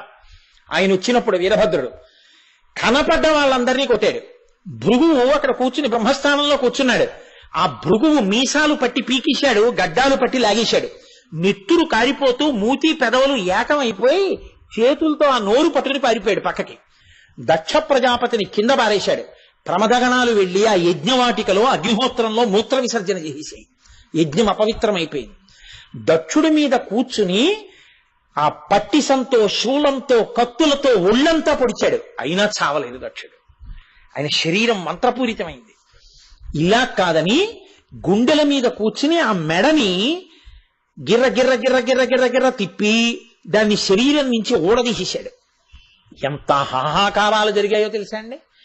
ఊడదీసి వెలుగుతున్న అగ్నిహోత్రంలో పడేసి కాల్చేశాడు. దిక్కుమాల యజ్ఞాలు చేస్తావురా శివ వ్యతిరేకంగా? కాలిపోయింది తల. ఆ శరీరాన్ని కళేబరాన్ని అలా వదిలేశాడు. తలలేని కళేబరం శివనింద చేస్తే ఏమవుతుందో తెలియడానికి గుర్తుగా యజ్ఞవాటిలో పడి ఉండాలన్నాడు. అలా పడుంది. ఇప్పుడు తాను కైలాసానికి వెళ్ళిపోయాడు ప్రమథగణాలని తీసుకుని. ఇప్పుడు ఈ కాళ్ళు విరిగిపోయిన వాళ్ళు, చేతులు విరిగిపోయిన వాళ్ళు, వేళ్లు విరిగిపోయిన వాళ్ళు వీళ్ళందరూ బ్రహ్మగారి దగ్గరికి వెళ్ళారు. అప్పటి వరకు యజ్ఞవాటి, ఆ క్షణంలో శ్మశాన వాటిక. అలా అయిపోయింది. అందరూ వెళ్ళి బ్రహ్మగారి కాళ్ళ మీద పడి, అయ్యా బుద్ధి గడ్డి తిని నిరీశ్వర యాగానికి వెళ్ళాం, ఇదిగో ఈ పరిస్థితి వచ్చింది. పరమేశ్వరుడి యొక్క అనుగ్రహం కలిగితే తప్ప లోకాలు మళ్ళీ నిలబడవు. ఆయన ఇలాగే కోపంతో నిలబడ్డాడా అన్ని లోకాల్ని లయం చేసేస్తాడు తనలోకి. కాబట్టి మనం వెంటనే శివానుగ్రహం పొందాలన్నాడు. అంటే బ్రహ్మగారు అన్నారు, మీకు తెలిసిన్నది ఇదే, ఇందుకే శివుడి ఆగ్రహానికి గురయ్యారు. శివుడి ఆగ్రహం ఎప్పుడూ ఉండి బాధ పెట్టేది కాదు. ఎవడు తప్పు చేశాడో వాణ్ణి మాత్రమే శిక్షిస్తాడు. వాడు కూడా వెళ్ళి అక్కడ ఒక్కసారి ప్రార్థన చేస్తే వాణ్ణి కూడా క్షమించేస్తాడు ఆయన. అంతటి ఉదారుడు. ఈ పాటికి కోపం విడిచి ప్రసన్నమూర్తిగా కూర్చుని ఉంటాడు. రండి నేను వస్తాను, క్షమార్పణ చెప్దామని తీసుకెళ్లాడు. అందరూ వెళ్ళేటప్పటికే కైలాస పర్వతం మీద 100 యోజనముల వెడల్పు కలిగినటువంటి ఒక పెద్ద మర్రి చెట్టు కింద కూర్చుని ఉన్నాడు. కూర్చుని దక్షిణామూర్తిగా ఎడంకాలెత్తి కుడి తొడ మీద వేసుకుని ఈ చెయ్యి ఇలా పెట్టుకుని జపమాల పెట్టుకుని హాయిగా తనలో తాను రమిస్తున్నాడు. ఈశుడే ఇంత కోపడ్డాడు అన్నట్టుగా అయిపోయాడు. ఇప్పుడు వెళ్ళి అందరూ కాళ్ళ మీద పడ్డారు. ఆయన అన్నాడు, మీకు బుద్ధి చెప్పడానికి ఒక ప్రయత్నం చేశాను, ఇంకెప్పుడు ఇలాంటి తప్పు పనులు చేయకండి, మీ అందరూ స్వస్థత పొందెదరుగాక అనుగ్రహించాడు. అనుగ్రహాన్ని పొందాడు. దర్భరూపంలో చూస్తుంటావు, భవుణ్ణి అనుగ్రహించాడు. పూష యజమానుల రూపంలో నువ్వు పిండి పదార్థాలని తింటుంటావు, అందుకే పాయస నివేదన చేస్తూ ఉంటారు. కాబట్టి నీకు ఇక నుంచి యజమానుల దంతములు నీ దంతములు అవుతాయి, కాబట్టి నీకు ఇబ్బంది లేదు. దక్ష ప్రజాపతి యొక్క జీవుడిచ్చి కాళ్ళ మీద పడ్డాడు. కాళ్ళ మీద పడి, అయ్యా కూతురు భర్త అల్లుడు అని ఉద్రేకాన్ని పొంది అక్కర్లేని అనుబంధాలన్నీ పెట్టుకుని మీ యొక్క వైభవాన్ని కించపరిచి నా ఇష్టం వచ్చినట్టు ప్రవర్తించాను. నా దోషం ఎన్ని జన్మలు ఎత్తితే పోతుంది, నేను చేసిన పాపం. కాబట్టి నన్ను అనుగ్రహించి, మీరు తప్ప నాకెవరు రక్షకులు, మీరు నన్ను దండించడం కూడా నాకు బుద్ధి రావడానికి, మీ తత్వం ఏమిటో మీరేమిటో నాకు అర్థమైంది, నన్ను మీరే రక్షించాలని కాళ్ళ మీద పడ్డాడు. కాళ్ళ మీద పడితే పరమేశ్వరుడు అన్నాడు, నిన్ను అనుగ్రహించాను. నీవు ఇక నుంచి తల అగ్నిహోత్రంలో కాలిపోయింది కాబట్టి గొర్రె తలతో ఉంటావు. ఒక గొర్రె తల నీకు అమరుస్తాడు వీరభద్రుడు. దానితో ప్రాణాన్ని పొంది ఏ యజ్ఞాన్ని ఆపు చేశావో అది అసంపూర్తిగా ఆపితే పాపం వస్తుంది, కాబట్టి ఆ యజ్ఞాన్ని పూర్తి చేసుకోవాలి. నాకు బుద్ధొచ్చింది పరమేశ్వర, మీకు హవిస్సు సమర్పిస్తూ యజ్ఞం చేసుకుంటానని దేవతలందరూ దక్ష ప్రజాపతితో కలిసి వెళ్ళిపోయారు. కాబట్టి ఇంతకీ పరమేశ్వరుడికి తన నామములలో దక్షాధ్వర హరోహర, దక్షయజ్ఞమును ధ్వంసము చేసినవాడు అన్న మాట అందుకొచ్చింది. చిత్రం ఏమిటో తెలుసా అండి? శివా రుద్రస్య భేషజీ, ఆవిడే ఆయన కోపం మళ్ళీ చల్లారుస్తుంది. హాలాహల భక్షణం చేసేటప్పుడు లోకాలకన్నిటికీ ఉపద్రవం వచ్చింది, హాలాహలం వచ్చింది. ఏ తల్లి తినమంది పరమేశ్వరుణ్ణి. అందరూ వచ్చి వాకిటి నిలబడితే తినేవాడు భర్త అని తెలిసున్నా కూడా పిల్లల కోసమని తినమని చెప్పింది నా తల్లి. నాకు మంగళసూత్రం మెడలో ఉండగా నీకేమి ఉపద్రవం వస్తుందయా? మృంగిడివాడు విభుండని మృంగిడిదియు గలమని మేలుని ప్రజకున్ మృంగమని సర్వమంగళ మంగళసూత్రమునెంతమది నమ్మినదో.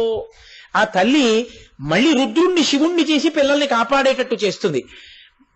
దారి తప్పినటువంటి లోకాలకి పాఠం చెప్పి మళ్ళీ శివభక్తి కలిగేటట్టు చేస్తుంది.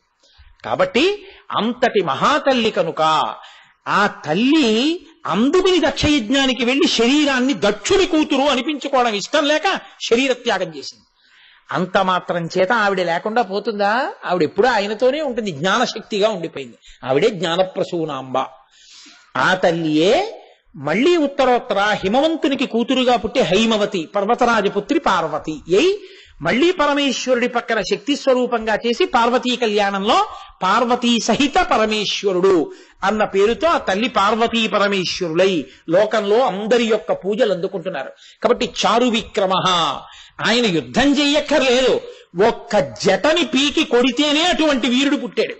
ఇంకా పరమేశ్వరుడు యొక్క జటాజూటము, ఆయన శరీరము అప్రాకృత శరీరం తం అతిమన్మధరూపిణం అంటారు. అందుకే అప్రాకృతమా శరీరము. అంతటి శక్తి కలిగినటువంటి వాడు, అంతటి మహానుభావుడు. ఆయనే యుద్ధం చేస్తే నిలబడేవాడేవాడు. కాబట్టి అంతటి పరాక్రమవంతుడు కాబట్టి ఆయన్ని చారు విక్రమ అని పిలుస్తారు. ఇన్ని నామాలతో హవిహి యజ్ఞమయ, దక్షయజ్ఞాన్ని ధ్వంసం చేసిన వాడు, హిరణ్యరేత, సాత్విక, శుద్ధ విగ్రహ, ఇన్ని పేర్లతో పిలవబడి లోకమునంతటినీ ఆదరించేటటువంటి వాడై పార్వతీ సహితుడై నా తండ్రి పరమేశ్వరుడు మీ కార్యములకు వేటికి విఘ్నం రాదు, నేను ప్రసన్నుడనయ్యాను, మీ పట్ల నేను రుద్రమూర్తిని కాను, మీ అందరూ పరమభక్తులు కాబట్టి మీ పట్ల నేను ఎప్పుడూ అనుగ్రహమూర్తిని, తండ్రి బిడ్డల్ని కాపాడినట్టు కాపాడతాను. ఇదిగో మీరు సంకల్పం చేసిన కార్యాలకు విఘ్నాలు రావు, మా అబ్బాయిని కూడా తీసుకొచ్చి కూర్చోబెట్టానని పార్వతీ పరమేశ్వరుడు వచ్చి పక్క పక్కన కూర్చుని మనకి సంతోషం కోసం గణపతిని కూడా బాలుణ్ణి చేసి ఒళ్ళో కూర్చోబెట్టుకుని చక్కగా దర్శనమిస్తూ మనందరి పట్ల ప్రసన్నమూర్తి అయి సర్వేశ్వరుడు అనుగ్రహించి ఉన్నాడు. కాబట్టి ఇవాల్టి ప్రసంగాన్ని ఈ నామాల అనుసంధానంతో పూర్తి చేశాను. నా ఎరుక ఉన్నంత వరకు 108 నామాలు ఇవాల్టి ప్రసంగంతో పూర్తి అయిపోయి.